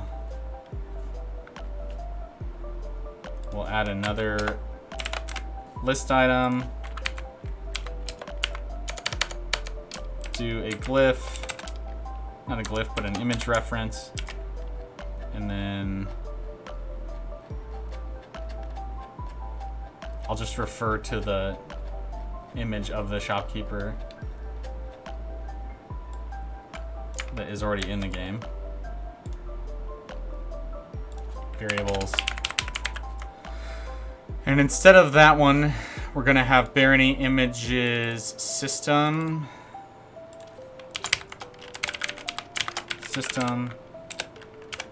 And then I believe the image is called, what is the image called? Shopkeeper.png. It's rocket science. Oh, that's big. There's my big handsome boy. That's how big the file is that I made. Okay, so let's change the size of that to like 74 by 74. Because that's the size of most of the other ones. There you go. Chicken voila. The shopkeeper put his picture on this sign just to like, don't forget about me. I really like trading with you.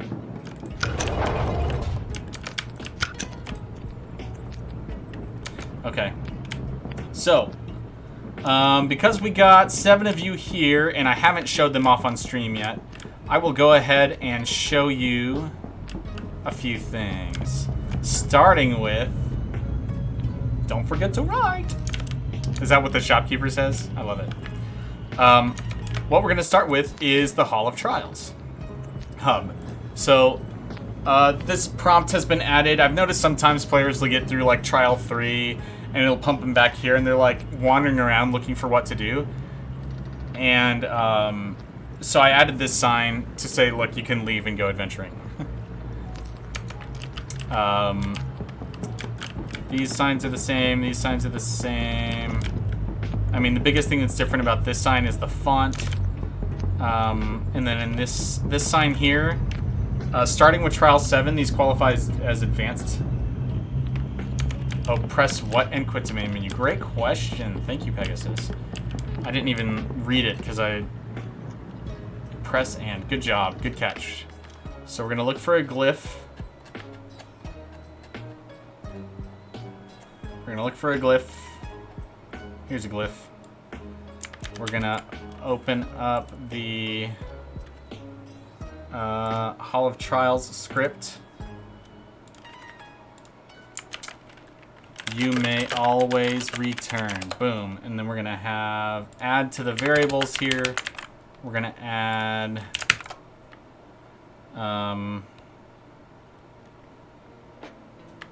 what is it? Menu pause. No, apparently I was wrong. Menu pause.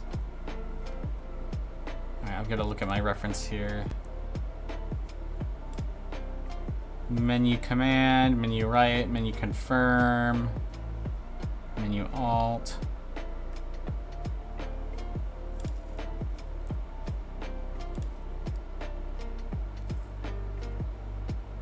Pause game.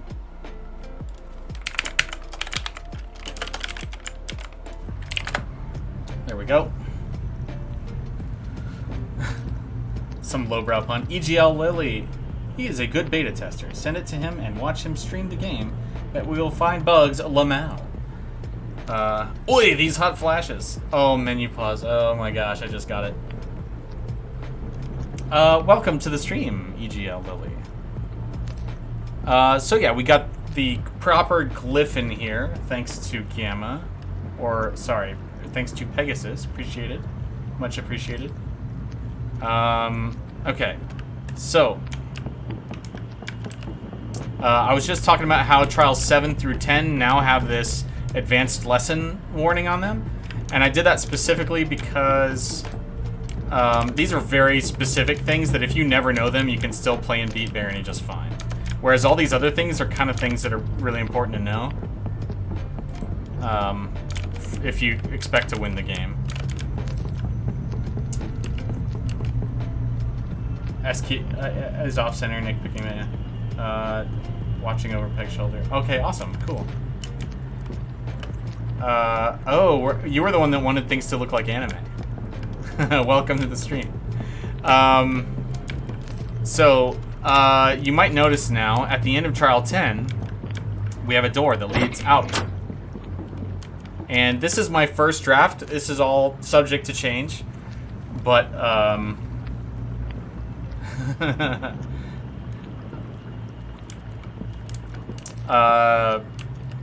but I wanted to put a garden out here where all of our backers who supported at the tier where you can get your own statue, this garden will have the statue. And so you can see all the statue pedestals here, which I'm excited to make statues for. But this area is not going to be for backers. This area right here is for an explanation of class and RPG mechanics. And I'm going to have statues for each sort of character class archetype. So there'll be a wizard and a rogue and a warrior. And then 3 of the other types of classes. So maybe like a cleric, an arcanist, and I don't know. I haven't really decided on what they would all need to be. Maybe we don't need 6. What do you get for... Well, hold on. Let me finish this. So we've got these explanations here of these kinds of classes. And you can see they're using smaller font, so they're a bit more verbose. And having them outside the Hall of Trials felt like the right place to put them so that they don't really get confused for a lesson that's relevant to the trials themselves. And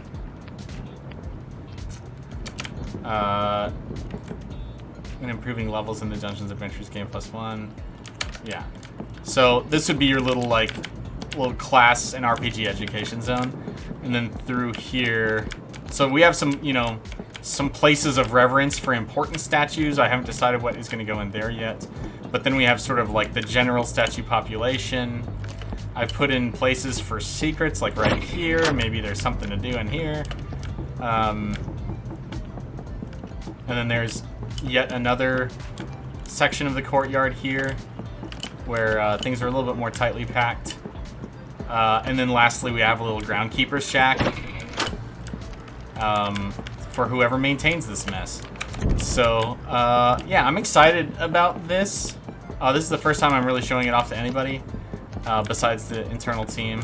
And, it's all subject to change. Once I know exactly how many statues are going to be in here, I may end up changing quite a bit of the layout.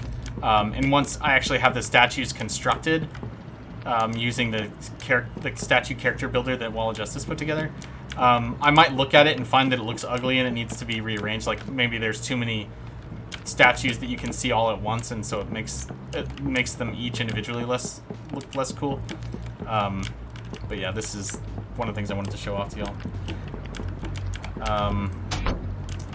So Pegasus, what do you get for contributing patches?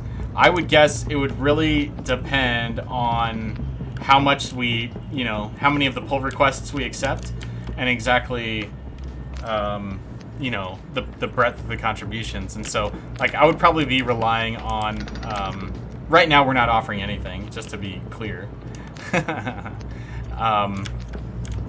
But, we have done little nods to contributors in the past. I remember one of the first people that started a bug tracker for us, way before even the Cursed Edition launched. I put their name in the random names list without even telling them. I just wanted to honor them. And so you kind of never know what goodwill you might build from us. Some of the revered statues might be places for people who didn't even back on the Kickstarter, but have otherwise contributed to our team in a way that's really important to us. So anyway, I hope that answers your question. I don't have a carrot to dangle in front of you, but... okay, so I wanted to show you guys the videos. Pushed more than 100 patches, maybe 4 pull requests. A text list of Git contributors somewhere in a hidden area. See, that's a great idea. I would love actually to have a hidden area for the Turning Wheel team, and then using that area also to acknowledge people who've substantially contributed to PRs would be. I don't know. It's something I'll bring up with the team because I think we already mentioned the open source contributors in the credits, but we don't name anybody by name, and so it'd be cool. Your days of making PRs are done. GitHub screwed that up. Oh, okay. I think you could pull the entire GitHub contributor list and throw it in there. Secret at the end of Quake 2. Oh, yeah. So this is the first example of a video sign. So that's what that looks like. And then this is the wide format for video signs. Usually when I need to show UI, the wide format is necessary.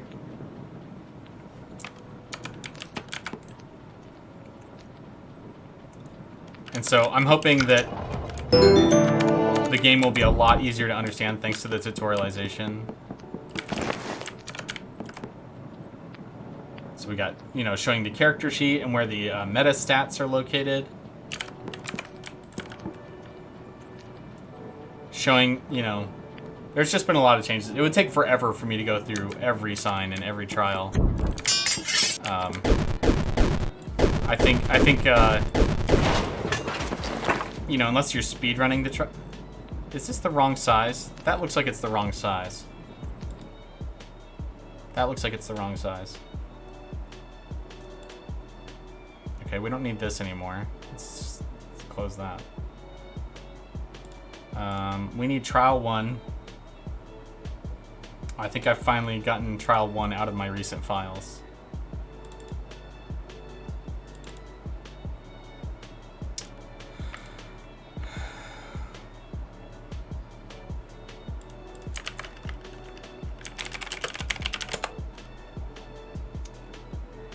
Okay.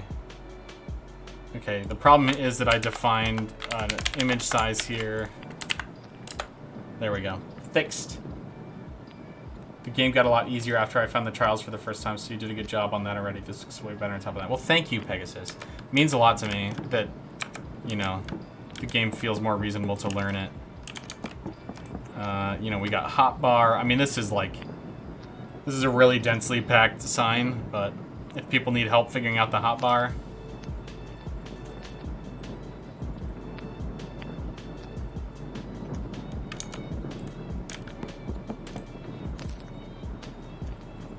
There are a few things have changed thanks to our patch, or this big update, and one of those is that you can't take 0 damage anymore from AC reduction unless you're blocking.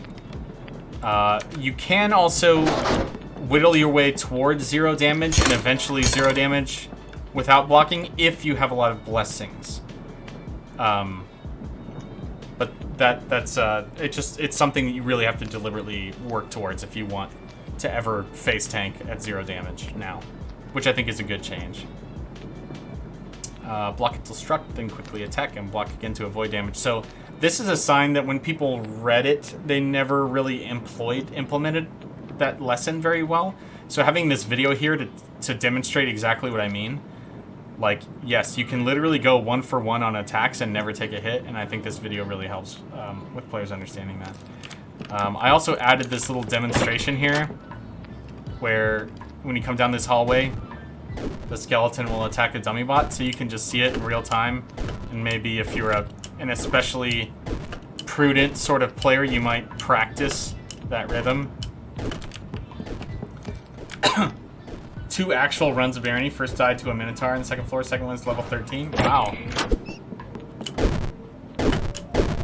Something that I'm missing from my build that we've added is rats now have an attack animation, which was not a trivial amount of work, but it was worth it. So we have this commentary on weapon degradation and breakage, and then weapon skills. So that's new.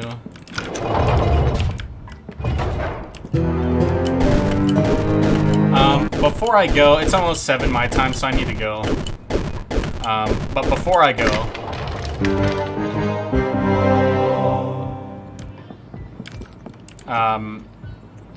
I would like to show off one more trial. So if you guys have a preference about which trial you want to see, I would show it off.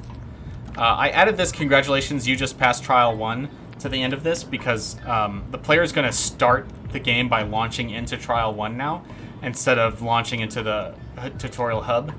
And so this sign at the end will hopefully prevent players from wandering back into trial 1 through the Hall of Trials without intending to. Tinkering has always been a hard one. Okay, I wondered if it would be tinkering. I figured it would be one of the longer ones. That's okay. Okay, so let's go. Also, the Hall Trial secret is still intact. Nothing has changed.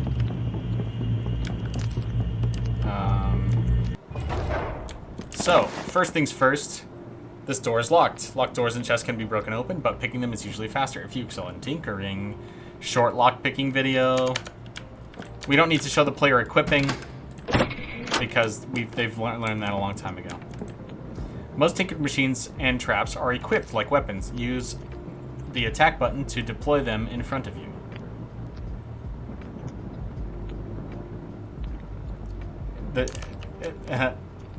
The challenge at the end of the trial is weirdly hard. The Noisemaker is a simple but useful device crafted by tinkerers. Okay, that hasn't really changed at all. But this sign, there's a troll beyond this gate that you are not equipped to fight. Use what you can to bypass him. Remember to keep your distance. So that's a new sign. And I've got a video of what it looks like when you're properly deferring this troll.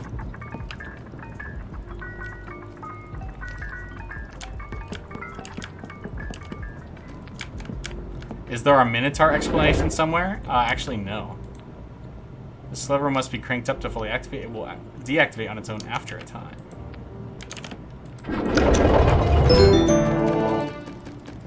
So I show the multi-crank process and then that the gate closes in this video.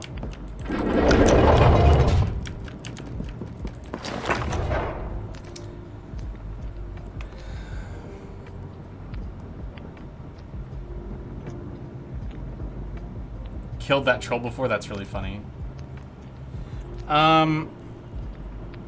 Minotaur's explanation. Now, I mean, it's a fair point that we should explain the Minotaur. I mean, the first time you die to him, it's kind of like obvious after that what's going on, but a lot of people do misunderstand the Minotaur. A lot of people will go on the forums and complain, or they'll give a negative review and they'll say the game is stupid because if you take too long, then the Minotaur spawns. And that's a complete misunderstanding. That people don't know that, yeah, the Minotaur may or may not spawn on a given level, and they always spawn in the same amount of time. So it probably would be useful to explain that somewhere. Maybe I can put that in the Hall of Trials hub somewhere. Maybe I can even put a Minotaur statue in there to explain that. Minor change here. I found that sometimes the troll would wander back onto the bridge, and if you put your sentry bot here, he might forever get distracted by this troll just staring at that and never attack the skeleton, so, which is annoying. So,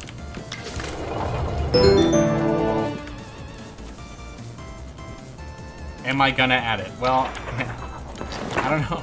I would like to. I would like to. You have no ranged weapons or throwing weapons, but a sentry can fight on your behalf. Oh yeah, and the video there just shows what deploying looks like, just in case. We got the deactivate button on display here with the new tinkering UI, which I'm guessing y'all are seeing just for the first time, which is pretty great. Deactivate, collect, and bring them along for continued use. Okay. Okay, that's the same, just a new sign with new highlights. I didn't put in a video for bear traps.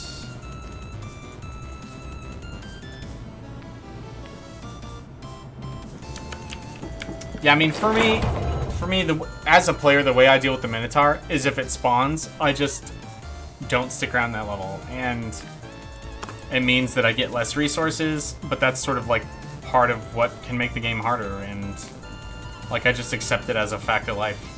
But I don't like use cheese tactics to kill Minotaurs or anything. Like I just freaking GTFO, and that's how I deal with them. So, new dummy bot sign with a new dummy bot video. I'm guessing y'all are most interested in the final fight here. I'd prefer cheese to running away. You want your precious XP? Yeah, I understand. Undead must be slain before you can proceed. And then I've got this video for using the lookout command, because it's not something I've seen people do much, even though it is mentioned on a sign here.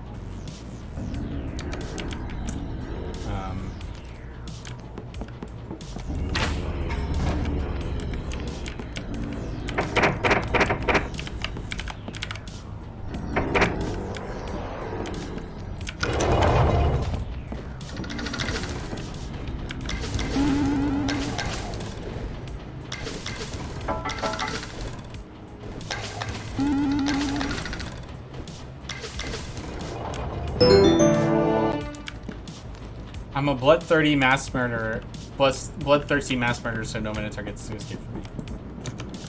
Yeah, I mean, for what it's worth, like, I don't have anything against cheese tactics, and, you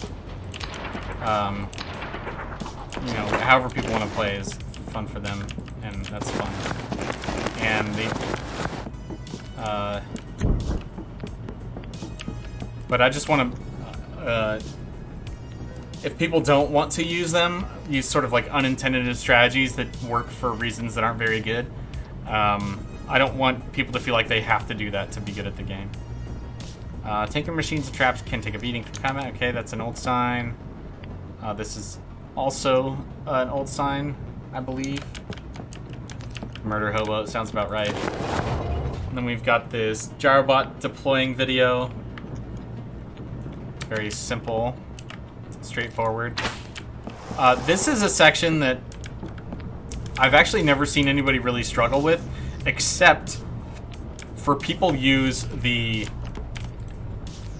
return and land command instead of the ones that I tell them to use here. And so I'm hoping that it's like, it's not that people don't understand the idea of what they're supposed to do.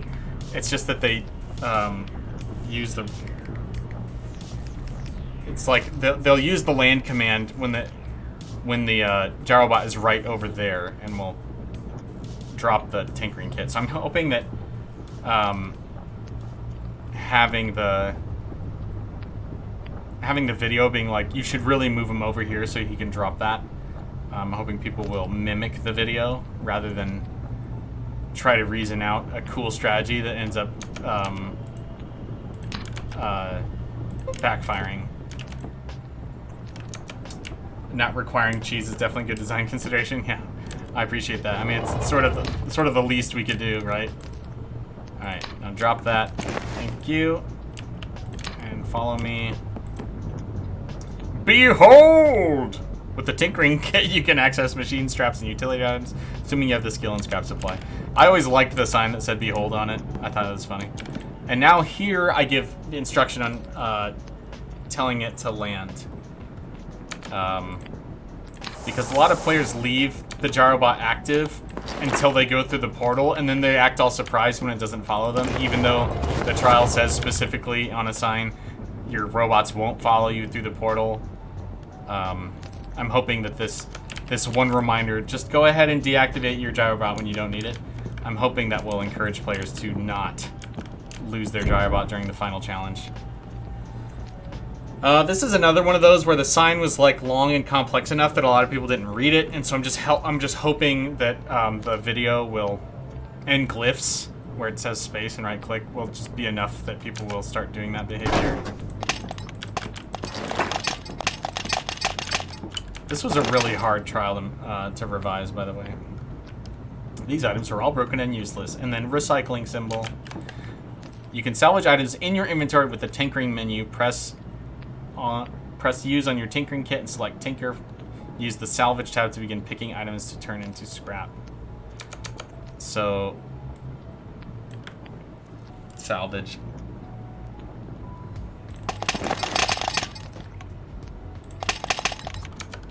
I did add another sign here. Reduce, reuse, recycle. Skill tinkers may occasionally earn extra scrap when salvaging items. I added this here because I noticed that when I was doing this section, sometimes I would get a green text log that would tell me, oh, you collected 4 scrap. And I wouldn't know what that, or the player wouldn't have any reason to know what that means, and so hopefully that will help. Yep, just a short video showing how these fire traps are used. and that this is how you lockpick them. Not a great video, but it gets the job done. Recover and scrap from locking it. Blah, blah, blah.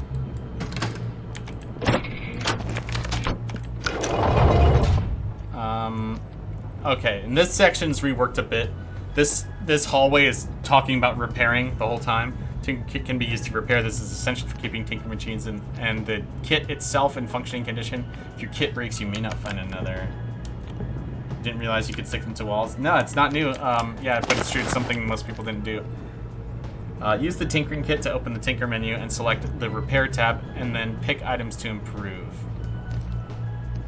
Keep your machines repaired and upgraded. And so if I'm a player who just saw that sign, I might go and do this now, which I would hope so.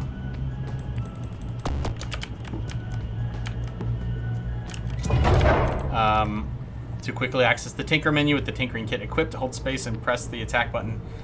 And then I'm sure I have a video specifically of repairing the dummy bot.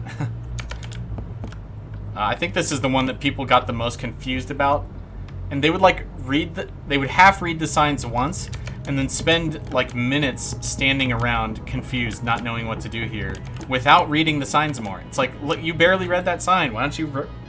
The dummy bot provided earlier was damaged. Repair it to survive this trap. If it is broken, you must craft a new one in the tinker menu. And then I just straight up give you the solution here. You are trapped. The lever will open the gate, but you also release a boulder to destroy you. You must tinker to proceed. It's like, hey, repair the dummy. Repair the dummy. Use it to block the boulder.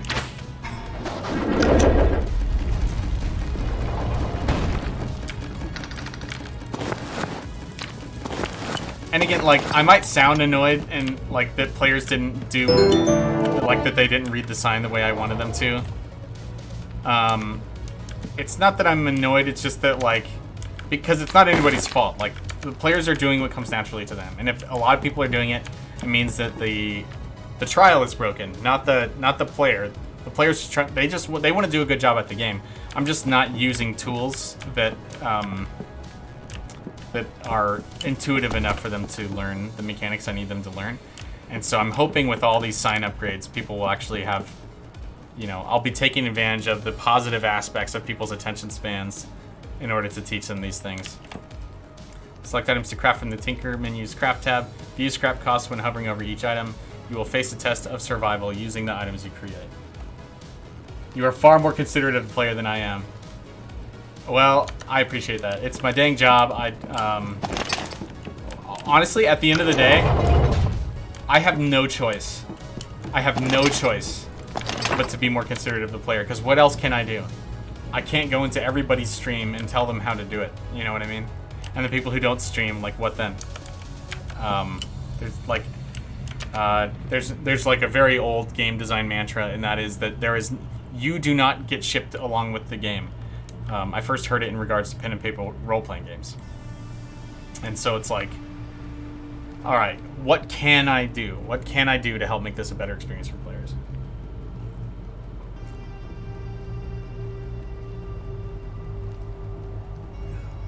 Well, I'm hoping that they'll watch an 8-second video at least, EGS Lily, or EGL Lily.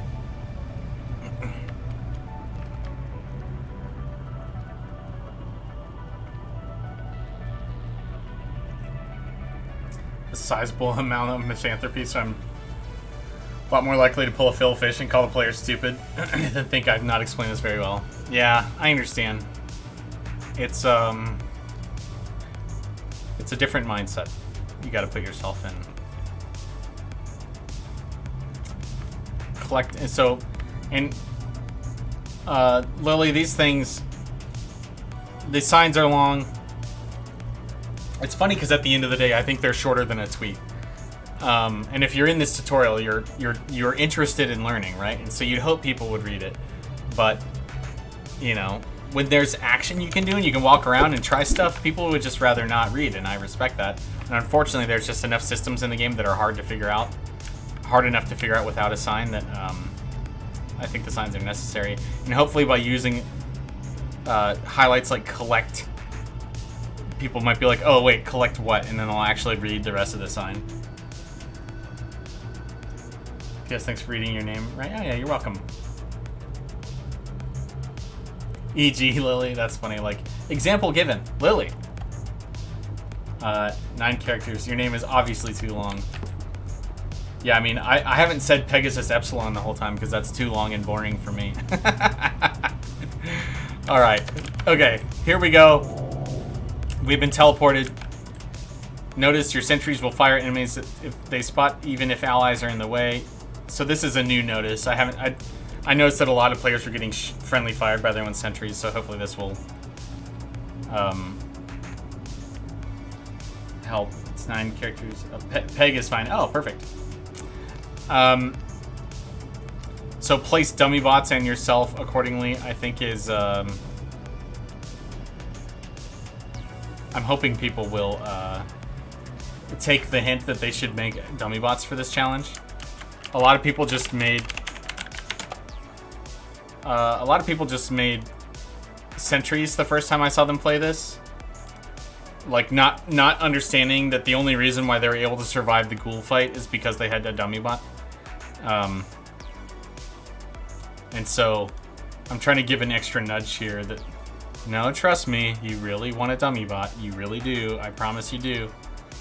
I don't like that this is red. That dummy bot should be blue. 3, 4, 5, 6, 7. 1. Save. Load scripts. Boom. Okay. I'm just kidding, by the way. I didn't think it was boring. I was just being silly. Activate the lever at the end of the platform and monsters will begin to attack. Use Tinkering Knowledge to survive the onslaught and the gate will open. So I have made this shorter by about 2 waves, I think. And so that means the 2 hardest waves have effectively been cut out of this challenge, which means it's actually quite easy now. I don't know if it's first try easy. Hopefully, if players actually use their dang dummy bot, it will become easy enough to be first try easy.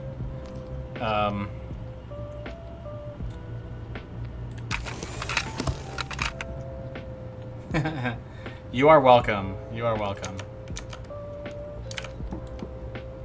Let's do the artisan dummy bot for the far one.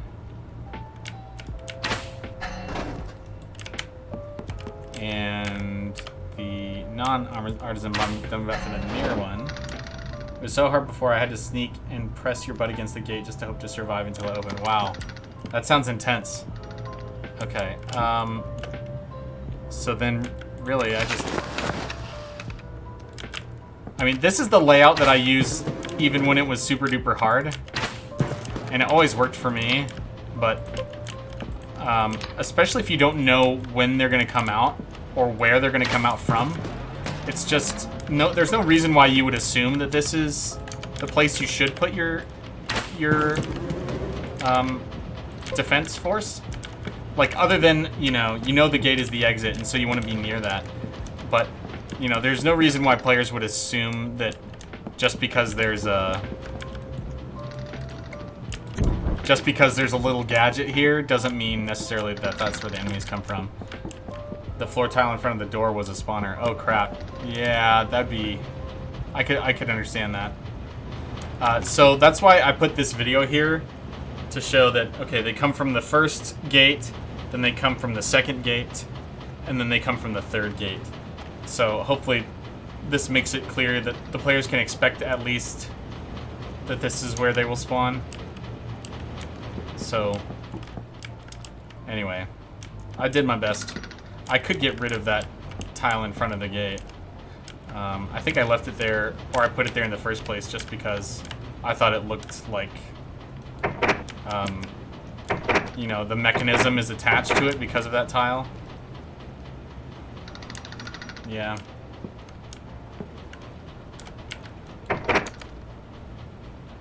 Oh, I didn't do the secret. Oh well.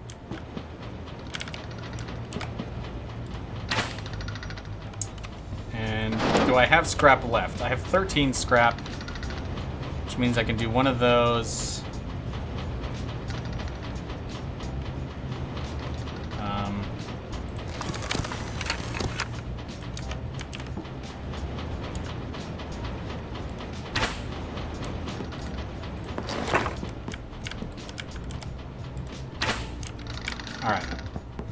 We're ready.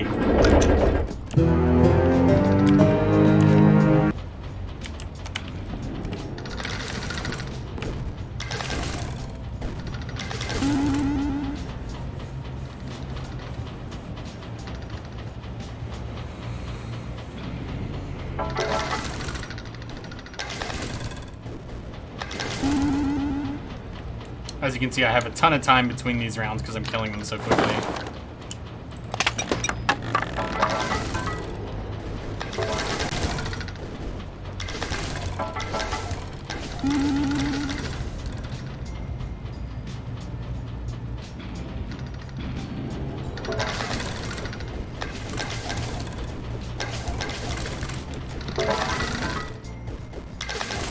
That's basically how you beat it. Yeah, after countless attempts, I'm sure.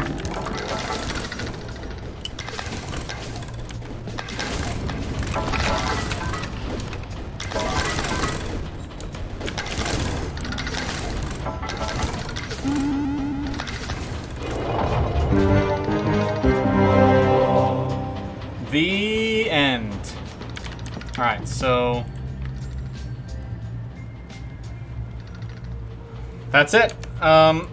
So that took me about 20 minutes to run through, you know, all the signs and explanations and stuff. So I think I'm glad that I only decided to show off one, and the one that was a big pain in your butt. Took you 3, but you were annoyed by then. That makes a lot of sense. Looks much simpler now. Yeah, I hope so. And really, like, I'm not gonna know for sure. This is the other thing about being a game designer is like you're cursed with knowledge. You already know, and so there's no way. You know, you can learn some things from experience, you know, about what kinds of things people have a harder time intuiting. But at the end of the day, you're guessing about what people will get and what people won't.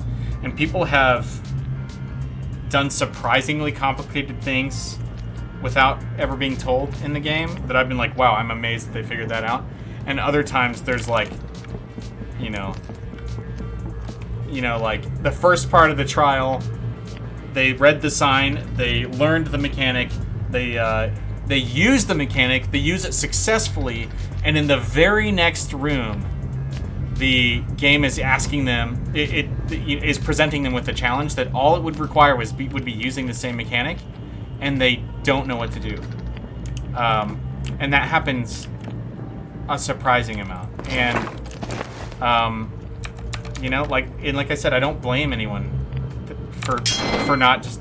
Because they're here to learn. They think something new is happening. And so their first thought isn't, what about that thing I just learned? But as a game designer, that's like all I can do. Like, surely, if I put this thing right after the room where I teach them to do it, they're going to know what they're supposed to do next. And a surprising amount of times they don't. And so, like, this time running through the trials, I put in, like, a redundant sign.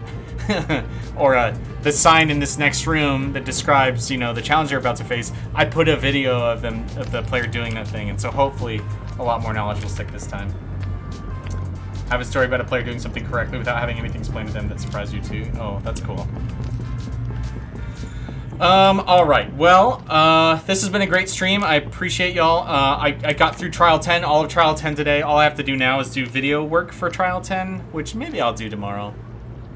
Maybe I'll do that tomorrow. I'm not going to work through the night. I've learned my lesson. And then the Hall of Trials polish will be done, except for the Trials Hub. Now, this new Trials Hub area stuff, I don't think has to be done right away. I could probably leave that. We could even probably ship it without it being completely done. And just put, like, under construction signs in here or something. And so I may be moving on to other things like other level designs or other art that needs to be done. So, but yeah, all 10 trials have all their signs and level design updated. I'm pretty happy with that. Nice work. Well, thank you very much, Gamma. There's weird disparities in fluency and nonverbal gaming communication between players. Two extremes are striking to watch. I agree strongly. All right, so we're gonna quit to our menu. And offline, I'll go ahead and save my latest work, and that'll be it. But yeah, thanks for hanging out. I will catch you on the flip side, homies. Have a good one. That's right. All right. Bye-bye. Thanks for your time. Be good to others, and while you're at it, might as well be good to yourself. Signing off. Cheers. Bye.